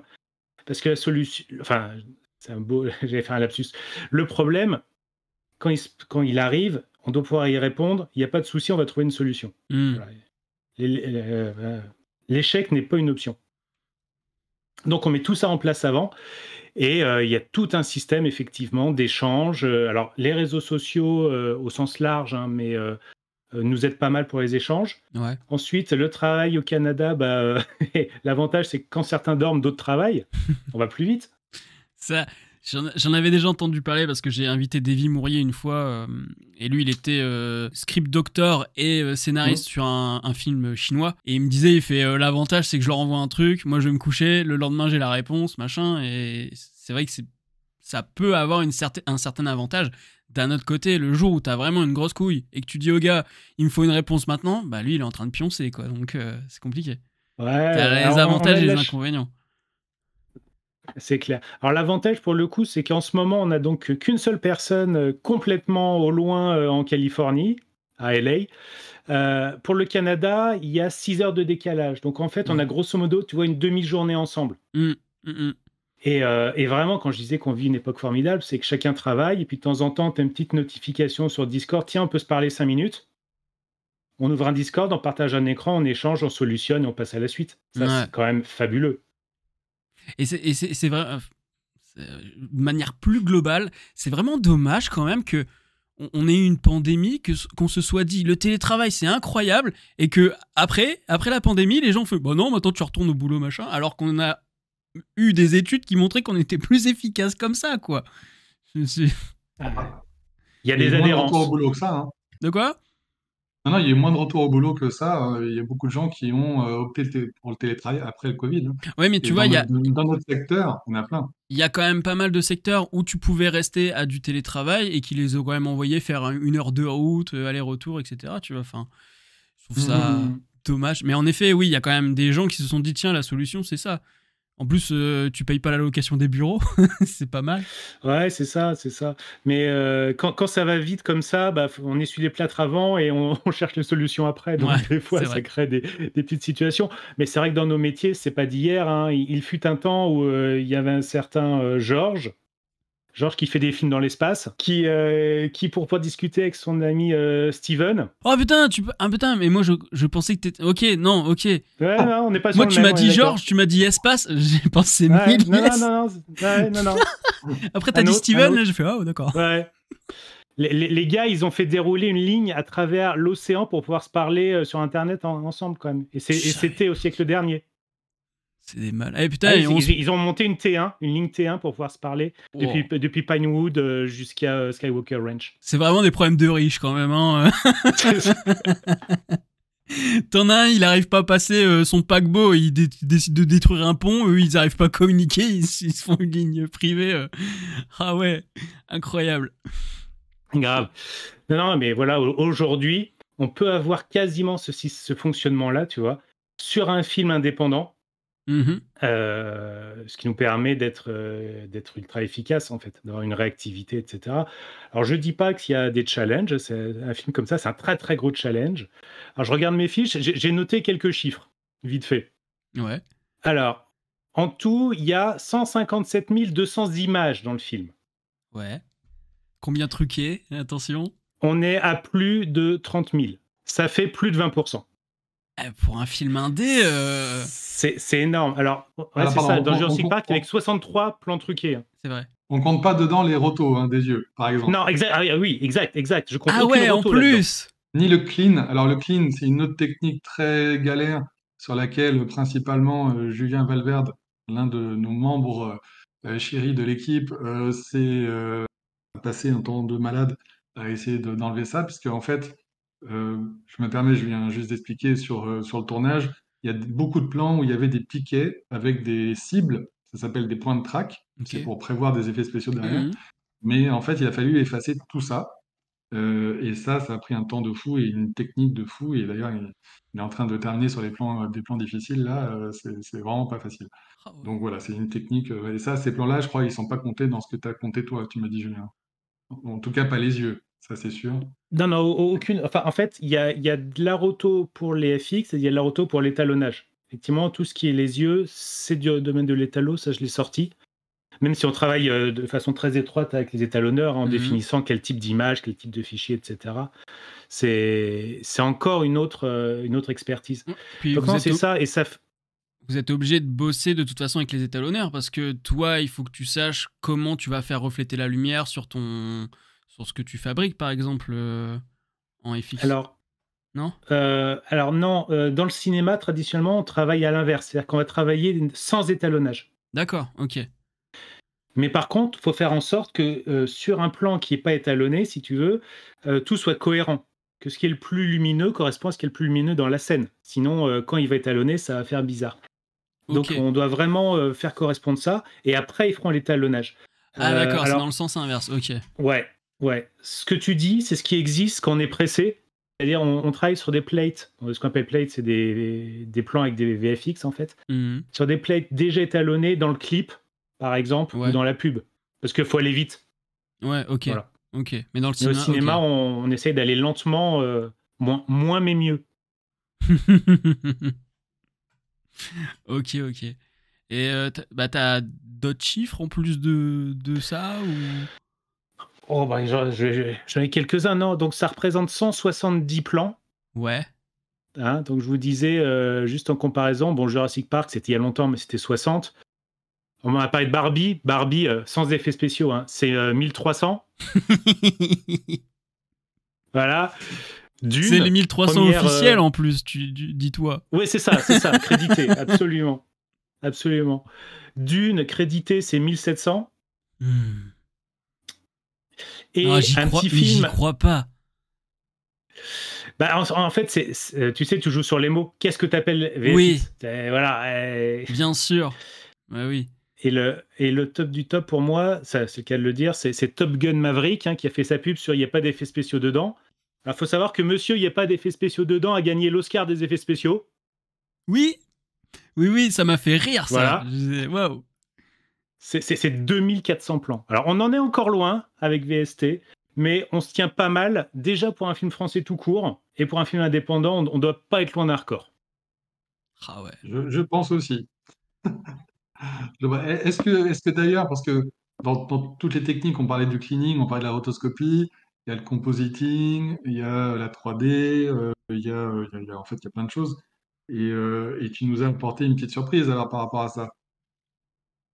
Petite surprise, oui, bah, je me suis dit que les effets spéciaux sans visuel, c'est quand même dommage. Hein. C'est un peu dommage, voilà. ouais.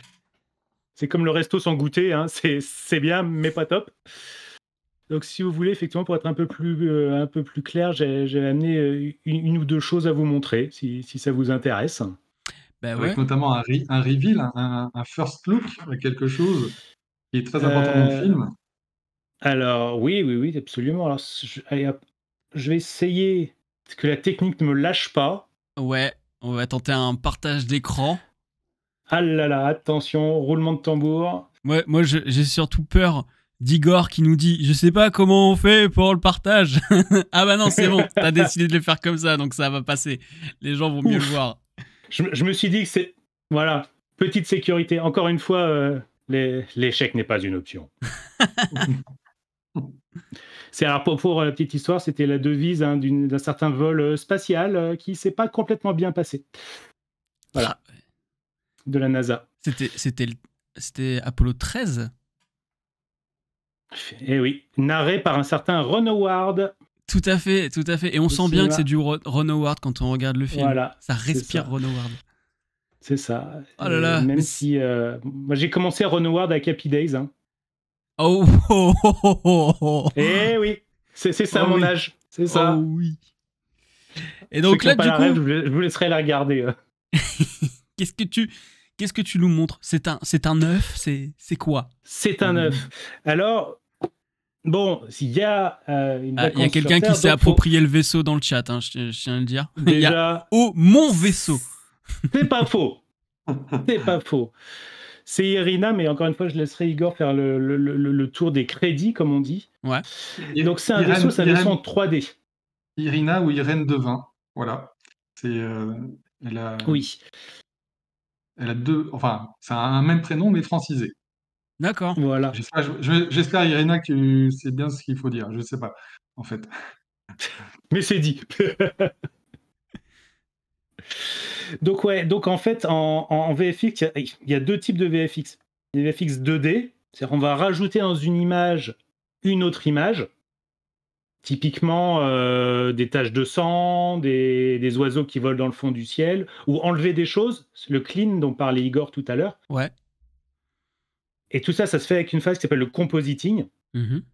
Et ensuite, il y a la 3D. Donc la 3D, c'est d'avoir des objets dans un univers virtuel. Et là, c'est ce qu'on a. On a cette chose-là, qui est on peut le dévoiler, un vaisseau spatial. Yeah. Sauf que pour en arriver, alors déjà là et puis aux phases d'après, il s'est passé beaucoup de choses. Il a fallu d'abord faire des concept art, c'est-à-dire imaginer déjà sur papier à quoi ça va ressembler. Mhm. Ensuite, il a fallu le modéliser.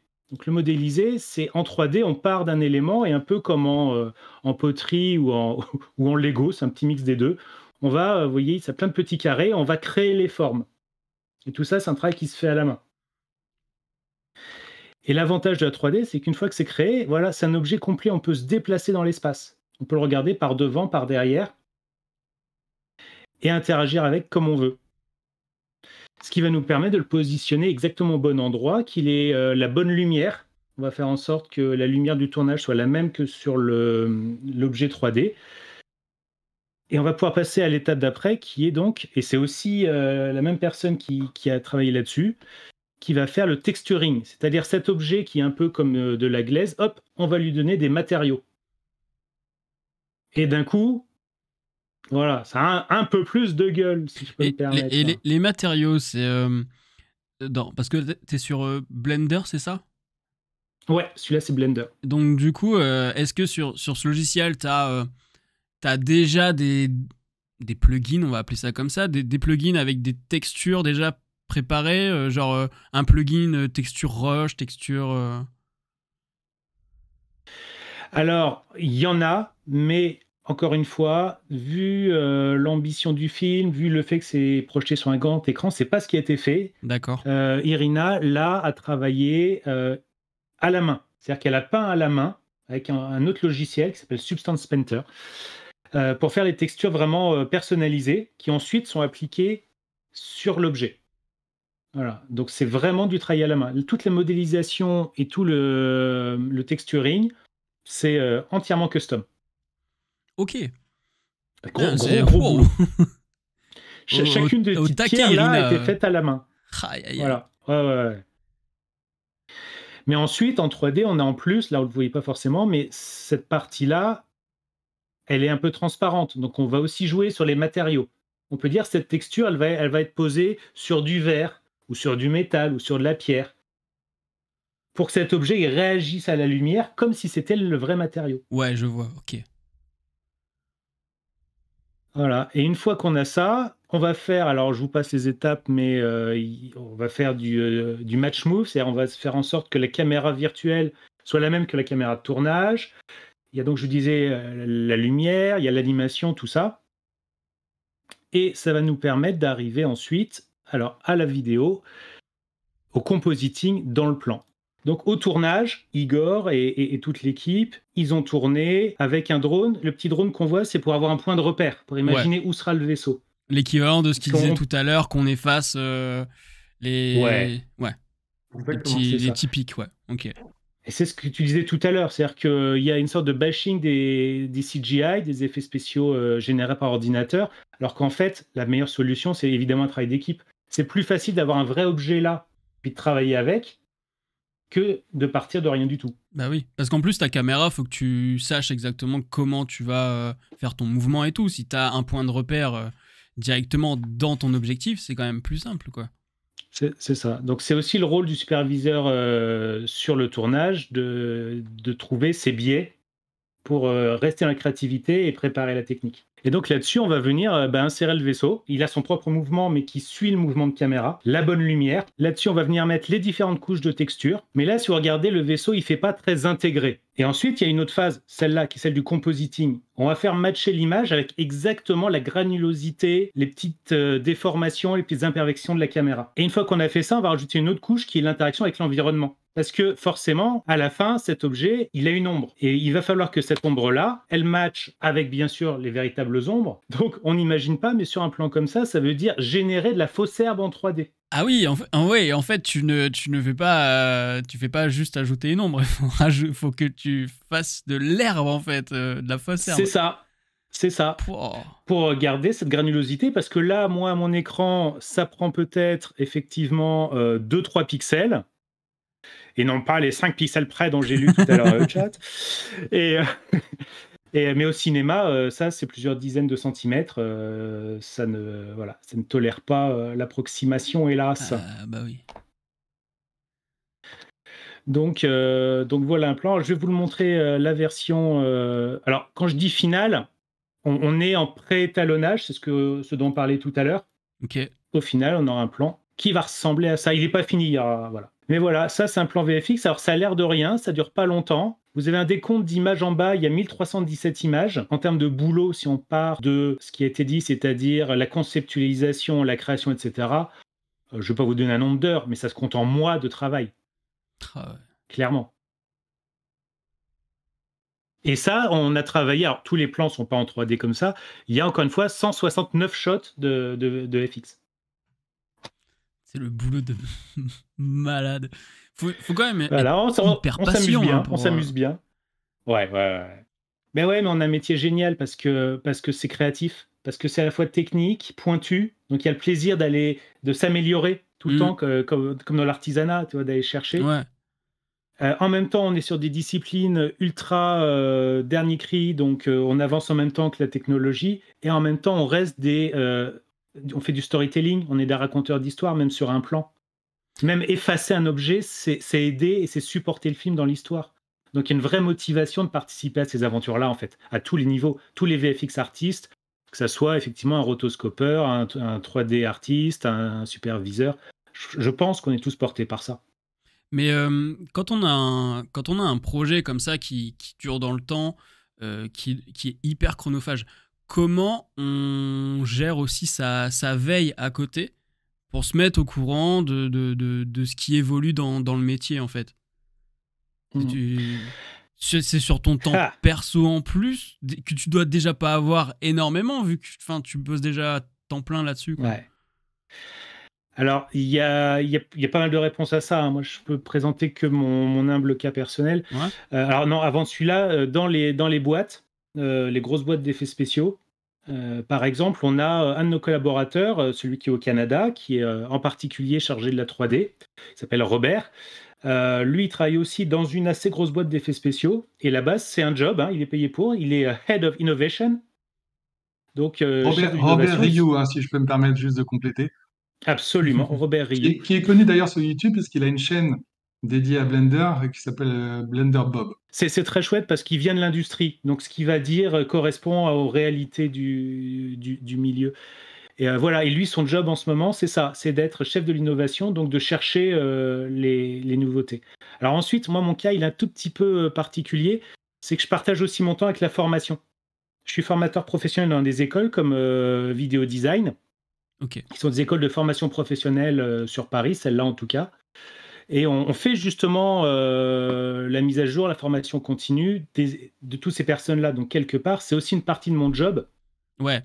D'être au courant de l'innovation. Et comme ça, tu as tous les pans, en fait. Tu as l'innovation, tu as la mise à jour de ce qui existe la veille, la formation, parce qu'en fait, quand on forme, on apprend tous les jours.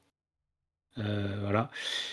Et la pratique, et chacun nourrit l'autre. Et j'avoue que alors, ça laisse pas beaucoup de temps pour dormir, je suis d'accord, mais c'est un mixte qui est super passionnant.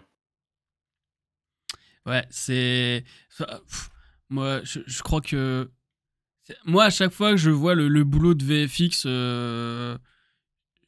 en fait, je sais ce que ça représente. Les gens, quand ils le voient à l'image, parfois, oui, on va pas se mentir, parfois il y a des VFX, on se dit, mais il y a 10 ans, ils étaient bien mieux, parce que manque de temps, et alors que voilà, on a des meilleures technologies.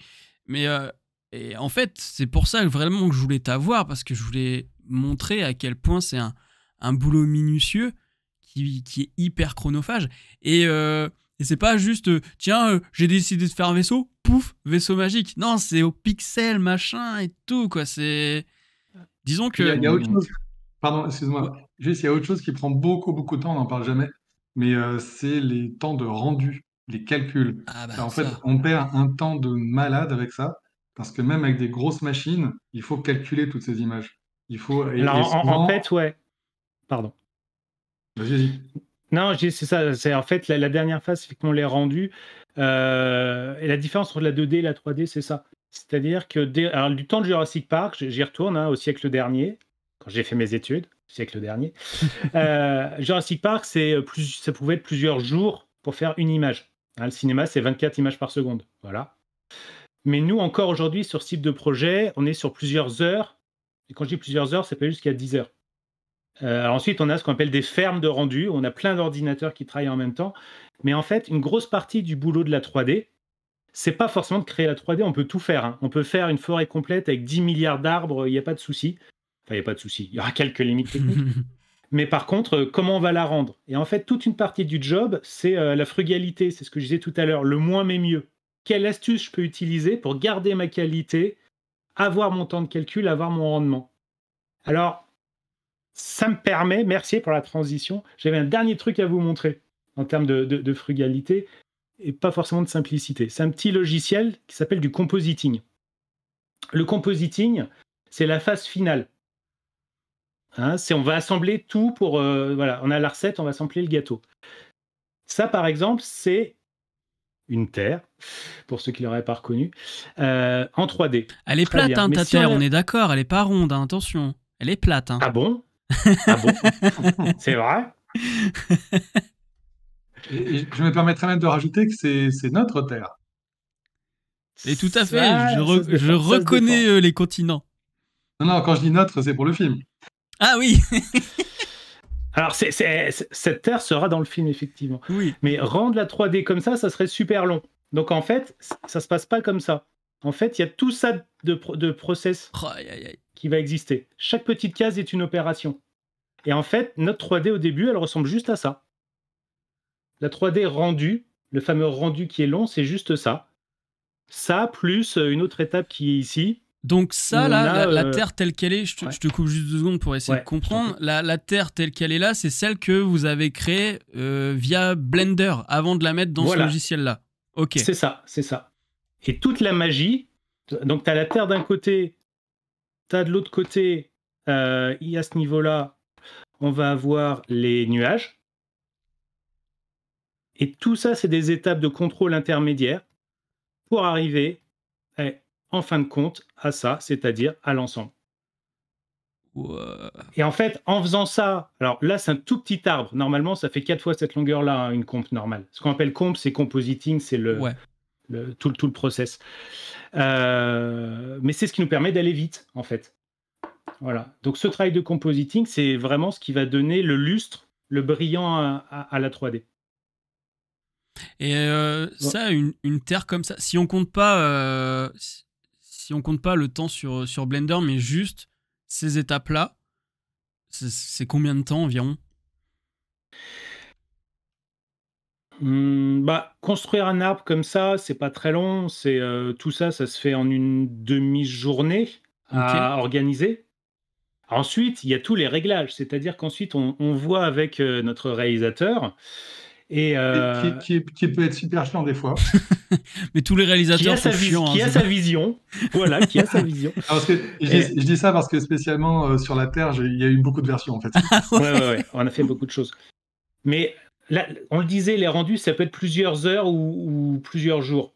Là, ce qui est génial, c'est qu'en fait, on a tous les avantages de la 3D. Alors désolé si c'est un peu trop geek, hein, je m'arrête après. Mais on a tous les avantages de la 3D sans la 3D. C'est-à-dire que l'image, c'est une image 2D classique, Ouais. mais dedans, en fait, on a ce qu'on appelle des passes. C'est-à-dire on a plein d'informations sur quelle taille il fait, quelle profondeur il fait, comment la lumière réagit, etc. Et grâce à toutes ces petites images-là, on peut travailler séparément. Donc on peut dire, par exemple, ici, je veux travailler uniquement sur le brillant. Tiens, je veux que ça soit moins brillant. Ou D'accord. on peut dire, ici, j'ai envie de travailler que sur la réflexion. Et comme ça, on va très vite avec un réalisateur pour faire des variations. C'est qu'il des sortes fallait, de couches en fait. C'est ça, exactement. Ok. Exactement. Et c'est le travail du compositing. Ça, c'est ouf. Voilà. Mais même là, tu vois, des trucs aussi basiques, entre guillemets, qu'une terre, je savais pas que c'était autant de boulot, en fait, tu vois. Même là, je suis choqué parce que je me dis, mais attends, il y a tellement de trucs derrière tout ça. Waouh! Bah ouais, en fait, tu peux le faire autrement, hein, mais ce que je disais, c'est ce côté frugal. C'est moins mais mieux. C'est-à-dire, Oui. on pourrait tout faire en 3D, sauf que on va dire, ah oui, finalement, là, je voudrais que le nuage il soit ici. Et si on était en full 3D, ben, on est reparti la nuit pour recalculer. Ah ouais. Et ça, c'est pas possible. Alors, j'en profite juste. Alors, est-ce que je l'ai encore ouvert quelque part? Ouais, j'ai un petit mème qui fait beaucoup rire dans notre milieu. Ouais, j'étais en train de me dire. Ça, c'est du Windows 95, hein, ça, je reconnais bien. C'est ça. Et ça, c'est le réalisateur producteur qui dit un peu plus sur la gauche. Mais c'est trop Ensuite, ça. il dit un peu plus sur la droite. Et ensuite, qu'est-ce qu'il dit? Un peu plus sur la gauche. Bon, si je veux résumer mon métier, je pense que ce même est parfait. C'est une gentille, c'est pas une moquerie. Hein, mais surtout, on le vit tous, parce que moi, comme maintenant je suis monteur en freelance, je me retrouve parfois à livrer un truc. C'est déjà la V2, V3. On me dit non, j'aimerais mieux comme ça. Ok, je fais la modif, et au moment où je le livre, la V4, on me dit non, je préfère mieux comme ça. Sauf que ce qu'ils se rendent pas compte, c'est que ma V5, c'est ma V2. Donc en fait, je me suis dit, c'est bien la peine de me faire bosser pour revenir à la V2. Donc c'est ça. C'est pour ça que ça me fait rire aussi. Et Igor, il rit jaune. C'est tellement vrai. C'est pour ça que c'est une question de gestion de projet avant tout, en fait. Oui. Voilà. Et c'est pour ça qu'avec mes clients, maintenant, je leur dis bien, vous me mettez noir sur blanc exactement ce que vous voulez. Comme ça, au moins, je passe par moins de V, en fait.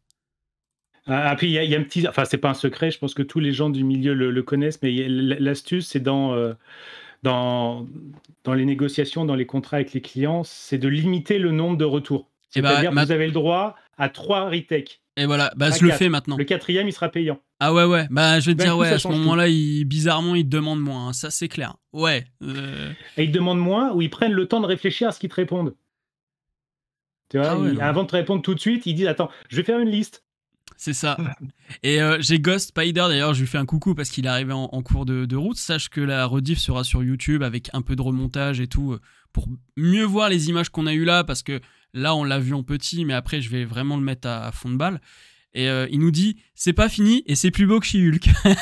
Ouais. C'est vrai que She-Hulk, c'était un sacré dossier. Hein.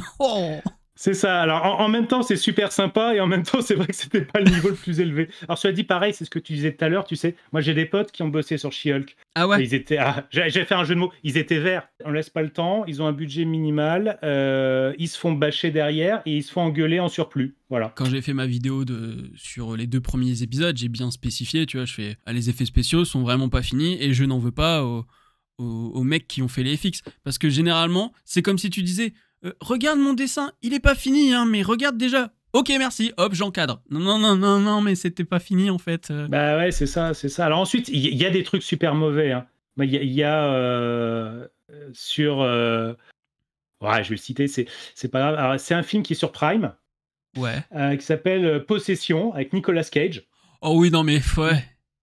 Ouais, non, je sais. Et en plus, c'est du Nicolas Cage. Ouais, voilà. C'est le top du top, soit c'est le pire du pire avec lui. Ouais, mais alors celui-là, on est vraiment en bas. Et si vous regardez, c'est juste les 10 premières secondes. De toute façon, faut pas faire plus. Il y a quelqu'un sous l'eau. Sous l'eau, il y a les bulles d'air qui sortent, etc. Hein? Sauf que, on parlait de rotoscopie, les bulles d'air, elles s'arrêtent à la rotoscopie. Ça, vous voyez des petites bulles qui vont monter comme ça, là, et qui vont s'arrêter ici. Elles continuent pas dans l'eau. Ah ouais. Je sais pas si vous avez l'image. Voilà, et ça, c'est passé par un superviseur VFX qui l'a validé, par une prod qui l'a validé, et par un Amazon Prime qui l'a acheté. Ah, c'est comme quelqu'un, parce que moi, tu vois, j'utilise souvent les green screen, et puis après, je fais de l'ultra key juste pour... Enfin, l'ultra key. Et puis, en fait, parfois, si tu le mets pas dans le bon format de ton cadre, la flamme, elle va, admettons, s'arrêter en plein milieu de ton cadre. Parce que t'as pas remis au bon format. Donc en fait, là, c'est exactement ça, quoi. C'est exactement ça. Enfin, en tout cas, Ghost Spider, je prends ça quand même comme un compliment. Merci. Ah oui, non, mais de toute façon, là... Et là, c'est plus une question pour Igor, parce que ce vaisseau spatial, ça dit quelque chose, Je t'aime, d'Alain Resnais. Oui, tout. Dedans, on a, alors je sais plus le nom de l'acteur, il jouait Panoramix dans les premiers Astérix. Et en fait, il voyage dans le temps, mais sa machine à voyager dans le temps, c'est une sorte de cocon. Donc quelque chose de très organique, donc t'as des branchements, mais en même temps, c'est assez organique. Et quand j'ai vu le vaisseau la première fois, je fais « Ah, c'est fou ça, ça... !» Et à chaque fois que tu me sors un truc, je te demande si t'as une ref, tu me dis non. Et moi, Non, je t'avoue qu'Alain Resnais, c'est pas trop mon truc. C'est un des rares films de SF qu'il ait fait, tu vois. C'est pour ça que... Je sais même pas, je connais pas du tout. Comment tu dis ça s'appelle? Ça s'appelle Je t'aime. C'est un film des années 60. Et il y a Ah, mais je te dis, il y a un cocon, quand tu vas le voir, tu vas faire... Ah, c'est le côté organique et en même temps un peu cocon, œuf, tu vois. Je me suis dit, waouh, c'est fou en fait que je retrouve ça dans ton cinéma. Surtout quand tu me dis que je t'aime, tu vois pas de quoi je parle, quoi. C'est drôle. Ah non, parce que Ouais. ça, c'est plus. Les années 60, c'est plus la génération de Julien, hein, pas la mienne. C'est gratuit. Oh là là. Tu sais, j'en connais Oh un, il là va te là mettre les WC là. un peu plus à gauche que t'avais prévu, je te le dis. Tu m'étonnes. C'est clair. Aïe, aïe, Ah, aïe. je vous jure. Non, mais c'est vrai qu'on a, en fait, on a un inconscient collectif du cinéma. C'est la force du cinéma aussi. C'est qu'on a plein d'images qui s'impriment à la limite dans l'inconscient. Et ce qui est génial, c'est qu'on le partage. C'est comme les débats, à mon sens, ensuite c'est très personnel, mais un peu stérile, entre est-ce que Dark City a inspiré Matrix ou Matrix a inspiré Dark City. C'était dans l'air du temps à ce moment-là. Bah oui, oui, oui. Voilà, c'est tout. Alors, j'ai regardé l'image, effectivement. Ouais, il y a une idée, c'est vrai. Il y a un truc un peu en commun. Après, l'idée pour mon inspiration, on va dire, c'était plus la nature. C'est-à-dire qu'en gros, c'est plus une idée de fleurs, tu vois, et comment dire, une idée organique, parce que je spoil pas trop, mais c'est pas que ça le vaisseau, en fait. Donc voilà, tu verras au final, mais ça, c'est une des versions du vaisseau, on va dire ça comme ça. Et du coup, mais c'est. Après, le vaisseau, quelque part, cette forme-là, elle est assez commune à beaucoup de vaisseaux, hein. C'est l'ovale, c'est la soucoupe volante, quoi. Donc après, de ce côté-là, voilà. Mais moi, c'était vraiment l'inspiration de la fleur et avec ce socle, en fait, les pierres qui sont un peu les pétales. Ouais. Et puis l'arbre, en fait, voilà, au-dessus. Enfin bref. Après, ça, je crois qu'il y a quelqu'un qui m'a dit aussi un film de Darren Aronofsky, The Fountain, je crois, où il y a un truc un petit peu ressemblant. Je l'ai pas encore vu, Alors, mais ouais, il y a quelque chose de ça aussi, ouais. je l'ai pas vu non plus, mais j'ai peut-être vu des affiches, je crois que c'est sur l'affiche, il me semble. Mais après, dans la Euh, SF organique, tu vois, même si ça n'y ressemble pas du tout, mais moi, la SF organique, je pense tout de suite à Existence, tu vois, de Cronenberg, Mhm. où t'as ce côté vraiment jeu vidéo. D'ailleurs, c'est plus intéressant qu'Inception si vous voulez des trucs où le gars il sait pas s'il est dans la réalité ou dans le. Inception est très bien, mais Existence c'est un autre level quoi. Et c'est vrai que ce côté organique dans la technologie, à chaque fois j'ai toujours Existence qui me vient en tête Mhm. quoi. Bah, après, les biotech sont aussi importantes que les hardtech aujourd'hui dans l'évolution, hein. Et les mouvances un peu, alors je vais pas dire si j'allais dire politique, mais c'est pas que politique. Enfin bref, de transhumanisme s'intéresse autant aux biotech qu'à la cybernétique en réalité. Et il y a énormément de technologies, même dans les circuits imprimés, où les mecs ils ont découvert une Mm. algue qui était enfin je dis ça à Mm. l'arrache, hein, mais une algue qui Ouais, va c'est être ce genre de truc. conductrice ou quoi, et ils reprennent l'élément moléculaire de l'algue pour ensuite en faire de la technologie, tu vois. Donc Ouais. il y a plein de trucs comme ça. Mais c'est marrant d'ailleurs parce que il y a à l'époque d'un petit film d'ailleurs qui avait très très très mal marché quand il est sorti, Une lame qui court, Blade Runner. Ah oh, oh, oh, oh, tchu. Ouais. C'est Blade Runner. Mais c'est vrai qu'en Voilà. fait, ouais, c'est Bah oui, alors, au Canada, ça a dû s'appeler comme ça, hein. Même si la ouais, nouvelle de certainement qu'au départ, c'est Québec, ouais, ils ont foutu ce titre-là. la nouvelle dont c'est inspiré, c'est Est-ce que les androïdes rêvent de moutons électriques? Ouais, ouais, Pas mal ouais. aussi. Mais il y avait beaucoup de gens à l'époque qui avaient compris que les réplicants étaient donc pas des humains, mais pensaient que c'était des robots. C'est-à-dire Ouais. que c'était pas des créatures organiques. Hmm. Et donc la biotech, c'est venu plus tard, quoi. C'est assez intéressant. Du coup, impatient de voir ce que me réserve ton vaisseau organique. Et c'est très bizarre comme phrase. C'est ouais. Sachant qu'on a montré un ça peut teaser être avec un sympa, ça, sextoy, ouais. maintenant je vais voir son vaisseau organique. Je vais vous laisser, hein. Non, t'es là pour nous chaperonner, comme ça on fait pas de bêtises. Est-ce que on a des choses à ajouter? Il y a des choses qu'on aurait oublié de dire? Je sais qu'on pourrait discuter encore des heures, hein. Moi, il n'y a pas de problème. Hein. Mais je sais pas s'il y a des trucs précis. Non, je crois qu'on a fait un bon petit tour de l'état des lieux, voilà, aujourd'hui. Après, on n'a pas cité quand même pas mal de gens de la post-prod qui sont toujours là et qui font beaucoup, beaucoup de choses en vrac. Désolé les amis, mais Laurent Ferrière, donc, Julien Valverde, j'ai dit tout à l'heure.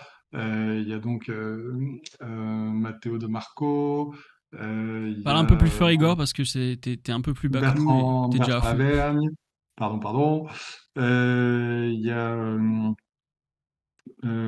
oh là, à cette Arnaud, heure-ci, voilà, tournez-moi. Arnaud Tonnelier, il y a encore Tristan Consorti, Tristan. euh, Michael Manifestez-vous dans le chat hein, Dufay, si on vous a oublié. Il y a Stéphane. Michael Dufay, oui, bien sûr. Comment? Michael, Stéphane. Oui, Stéphane Tin, ouais, bien sûr.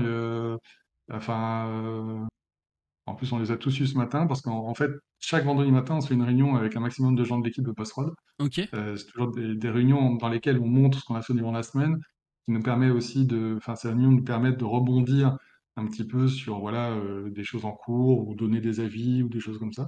Et puis présenter surtout le travail, c'est toujours bien de. Voilà. En fait, C'est on marrant hein, disait parce tout que à l'heure, ça bosse vraiment comme dans la tech, hein, quoi. Enfin, je veux dire, Hum, c'est hum, la hum. réunion toutes les semaines, t'échanges tes idées, machin. C'est fou. ouais, bah, de toute façon, pour n'importe quel projet, c'est comme ça que tu fais avancer les choses, je pense, d'une façon voilà, structurée et puis intéressante aussi. Et l'avantage aussi, c'est que le problème, entre guillemets, c'est que on est comme disait Julien, aux quatre coins du monde. C'est même plus la France maintenant, parce qu'on est devenu international, avec l'Espagne, la Suisse, Los Angeles et puis le Canada. Mais ça nous permet aussi de nous voir. Voilà, c'est important que le côté humain soit toujours là. Enfin, toujours. La plupart du temps, je crois qu'on s'est tous vus par écran seulement. Tu vois, Julien, on s'est vu une seule fois en vrai. Ouais. Et puis j'ai vu deux, trois autres personnes de l'équipe en vrai, mais au final, c'est vrai qu'on est, même si on n'est pas forcément très loin, il y a des gens en région parisienne que j'ai jamais vu encore. Ouais. Euh, Parce Et, qu'on a et, ce process de travail pour l'instant. et Donc, dans vos réunions, vous vous permettez. Bah alors là, je suis vraiment en mode tech. Hein, genre LinkedIn, allez, c'est parti. Mais dans vos réunions, vous vous permettez des petits moments, un petit 10-15 minutes pour parler un peu de vos vies ou c'est vraiment juste taf, taf, taf non, on digresse des fois, mais c'est plus tourné autour de notre passion commune, Ouais. qui est le cinéma, la technologie, les VFX, enfin, ce genre de choses. On, Après, on fait des blind tests sur les musiques de films. voilà. Quand la technique marche pas, on fait des blind tests sur la musique de film le temps que ça revienne. C'est pour ça que tout à l'heure, parce que tout à l'heure, quand on était en off, moi je vais me faire un thé et tout. Puis je reviens, puis j'entends Dune de Toto. Et je dis, mais j'ai pas allumé Ouais. Spotify. Et je m'entends en double. Puis je vois, ah putain, c'est Julien qui.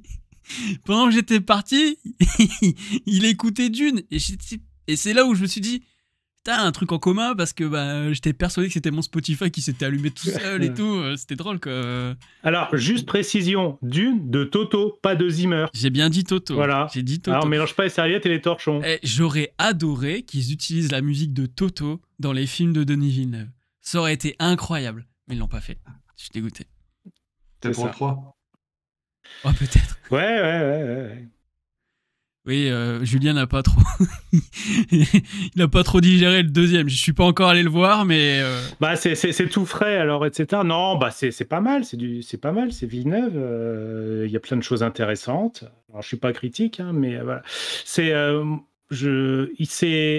il s'est colté à l'histoire de la spiritualité. Les Fremen, c'est ça quand même. Pas forcément de la religion, mais la spiritualité. Et tu sens que c'est pas son truc à Ah Villeneuve. non, lui, c'est de la hard tech. Quoi. C'est. Ah ouais. Donc c'est beau, mais moi je préfère le Footrark de Lynch. C'est très personnel, mais moi le Dune de Lynch, Ouais. voilà. Puis Lynch, question spiritualité, lui. Ouais, et il est très haut, ouais, il est très très loin. Même lui, il va au-delà du film, quoi. Il se dit, bah non. Tu m'étonnes. Mais tu vois, ben voilà, c'est exactement comme avec toi. C'est que souvent nos réunions, on va digresser, mais sur ces sujets-là, quoi, parce que finalement notre passion, c'est dans les arts visuels, c'est dans le cinéma, c'est dans la culture. Et puis voilà, tous ces profils très différents, mais quelque part, on a la même chose, c'est-à-dire de dire on ne donne pas d'étiquette à la culture. C'est-à-dire le cinéma a une culture autant que la BD, autant que la littérature classique, la littérature de SF, et c'est ce qui nous porte, quoi.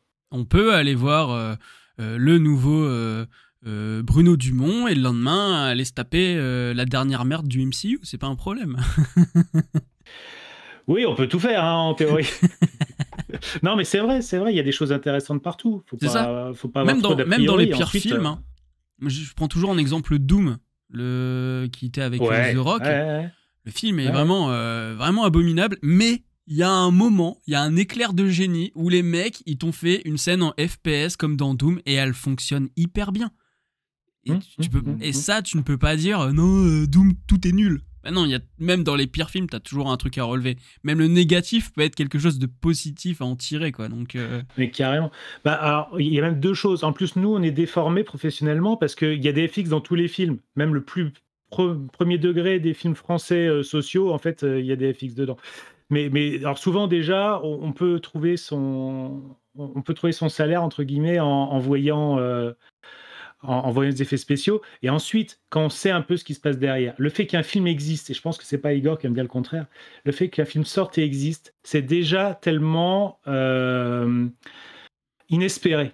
C'est un travail monstrueux, un long métrage. Donc qu'un film existe, c'est déjà une énorme victoire, et rien que ça mérite de le voir, de prendre le temps, de le regarder. On n'a pas idée de ce que c'est de faire un long métrage.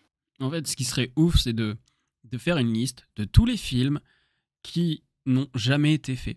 Là, il y a le Dune Jodorowsky qui est rediffusé là sur Arte pour redécouvrir un peu ce qui aurait pu être Dune avec Jodorowsky. J'ai vu le vidéo club avec Jodie Foster où elle explique qu'elle devait faire un film, je crois, elle devait faire un film avec De Niro. Et tu sentais quand le mec de Combini lui a posé la question, elle était là, fait oui, ça devait se faire. Et tu sens qu'elle l'a encore là, tu vois, de se dire j'ai pas pu faire ce film, tu vois. Et ce qui est génial de Terry Gilliam, je crois qu'il 4 reprises avant enfin de réussir à le faire, tu vois, enfin incroyable. Ouais, et puis des acteurs qui ont été, enfin, je veux dire Rochefort, on le sait pas forcément, c'est un grand cavalier en fait. Oui. Et il a fait beaucoup dans le monde de l'équitation, dans le monde du sport équestre. Bon, quand il va faire le film, il monte à cheval. Le moment où il monte à cheval, il se pète le dos, et plus jamais de sa vie il pourra monter à cheval. C'est-à-dire, c'était le rôle de sa vie. Et en une demi-seconde, ça casse. Mais non, je rebondissais sur Jodie Foster. Ce qui est génial dans ce Combini, c'est que tous ses films sont ses films préférés. Oui, c'est ça. Elle a un enthousiasme, elle a gardé ça, et je trouve ça génial. Et je pense que c'est aussi ce qui nous nourrit tous, c'est qu'on, alors peut-être pas autant qu'elle, on n'a pas forcément ni son talent, ni son intelligence, parce que c'est quelqu'un de très, très intelligent, mais cette passion, je crois qu'elle anime forcément les gens qui font des longs métrages pour se retrousser les manches, voir la montagne devant et dire allez, on y va, quoi. Moi, bizarrement, je trouve la motivation de faire des vidéos quand je suis tombé sur un film tellement nul que j'ai plein de blagues qui me viennent en tête. Tu dis ça, tu dépasses là pour Vacances sur Terre, tu l'as pas encore vu, on est d'accord. Non, mais non. Et d'ailleurs, faut savoir que moi, à force, je commence quand même à, tu vois, je suis pote avec MD Cournot qui est chef op. J'ai des gens comme ça, je leur parle, et ben ils vont me dire donne ton avis sur le film. Et ils savent très bien que s'ils me demandent, c'est parce que je suis pas du genre à faire « Oh, ton film est merveilleux, machin !» Je suis pas du tout là-dessus, moi. T'auras ma critique, y a pas de problème. S'il y a un truc qui me dérange, je saurais te le dire aussi. Ça, c'est... Je te le dirai gentiment, hein, mais je te le dirai. Avec plaisir. Avec plaisir. Je voulais aussi dire, parce que je pense qu'on touche à la fin du live, mais voilà, pour ceux qui nous écoutent et ceux de la rediff, que c'est bien aussi, alors, bon, de nous aider, c'est adorable, mais d'aider Morgane aussi. Parce que Morgane, tu fais un super boulot. Ah ouais, on ne le dit pas assez.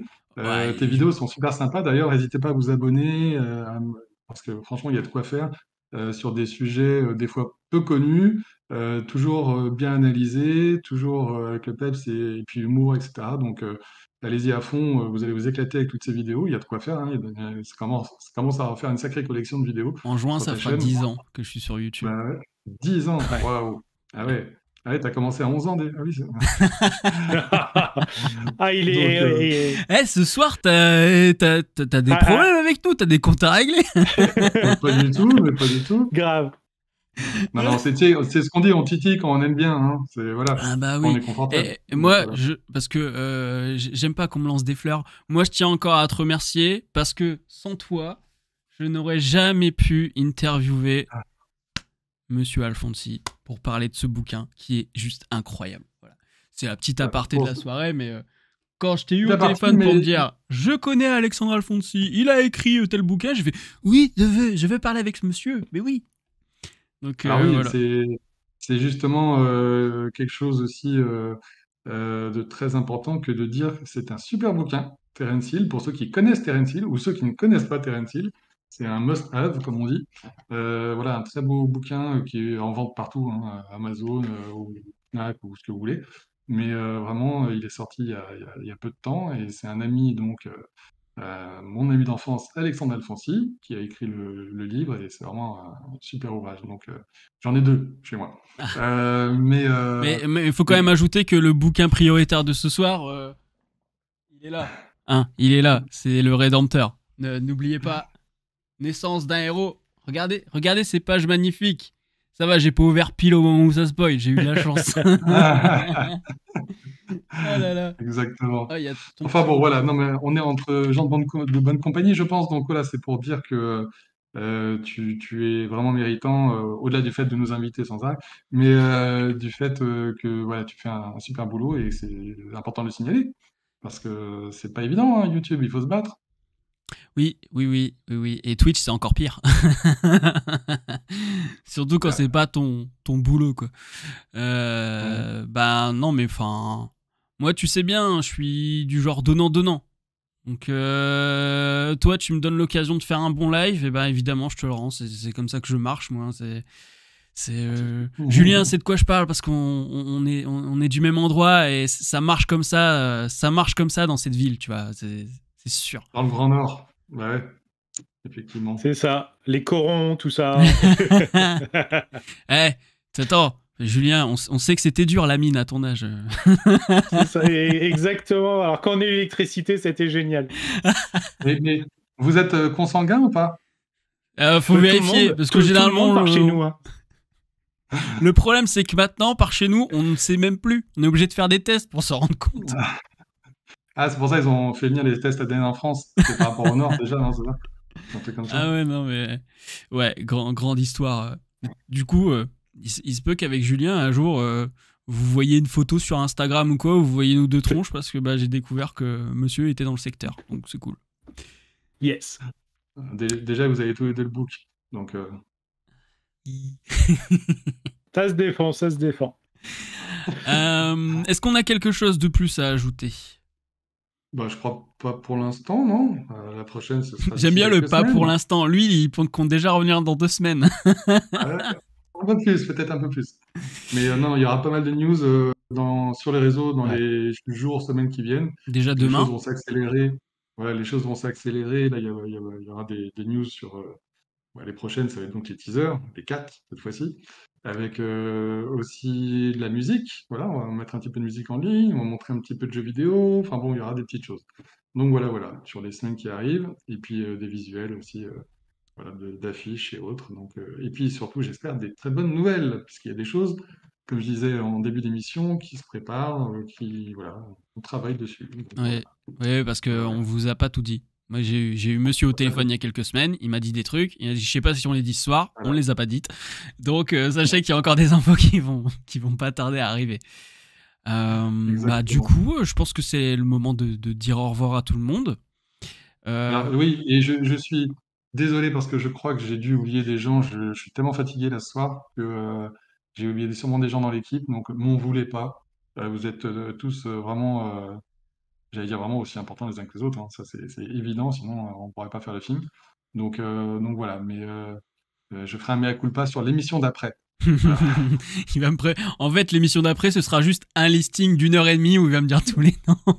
Ce sera le générique. Non. Mais de toute façon, si Igor vous a oublié, sur la rediff YouTube, vous pouvez mettre un petit commentaire en disant Igor m'a oublié. Comme ça, au moins, on verra combien de personnes il a oublié. Voilà, c'est ça. Exactement. D'ailleurs, je rediffuserai soit dans 1 semaine, soit dans 2 semaines. Parce que comme je vais faire un peu de remontage et tout, peut-être dynamiser un petit peu, je sais pas encore exactement, mais tu sais que les dernières fois, j'avais fait un peu de coupe et tout. Les problèmes de direct, là, je crois que je vais m'amuser à me foutre de ma gueule. Moi-même, ça va être un plaisir. Donc, soit la semaine prochaine, soit dans 2 semaines. Ce dimanche, c'est ma vidéo sur la révélation des pyramides 2. Je vous dis, je suis en fin de montage, là, et je m'amuse. Quand je m'amuse sur du montage et que je suis impatient d'y retourner, c'est que je sens que la vidéo va être bien. Je sens que je vais être fier de ma vidéo. Pauvre Jacques. Pauvre Jacques. Pauvre Hello Asso avec lequel il s'est barré. Aïe, aïe, aïe.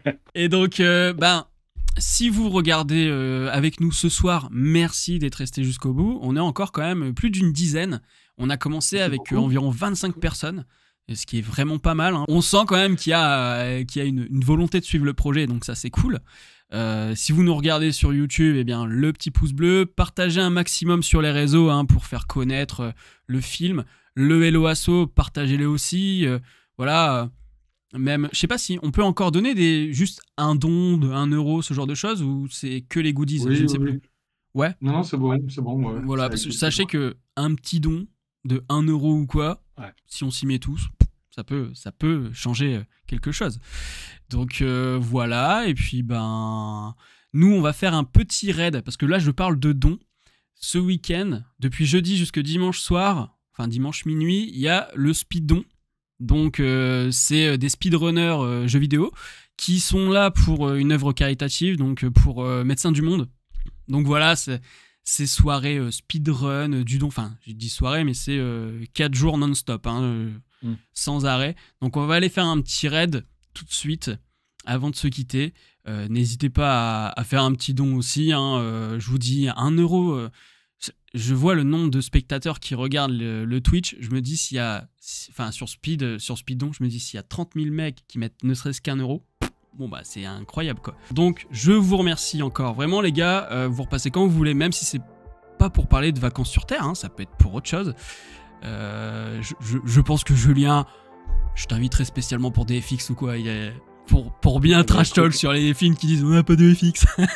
C'est ça. Écoute, à ta disposition, c'est super de nous avoir permis de mettre un peu la lumière là-dessus, donc c'est top. C'est top. Ouais, clairement, merci beaucoup. Et de rien, et puis on se dit à la prochaine. Je lance le raid tout de suite. Salut.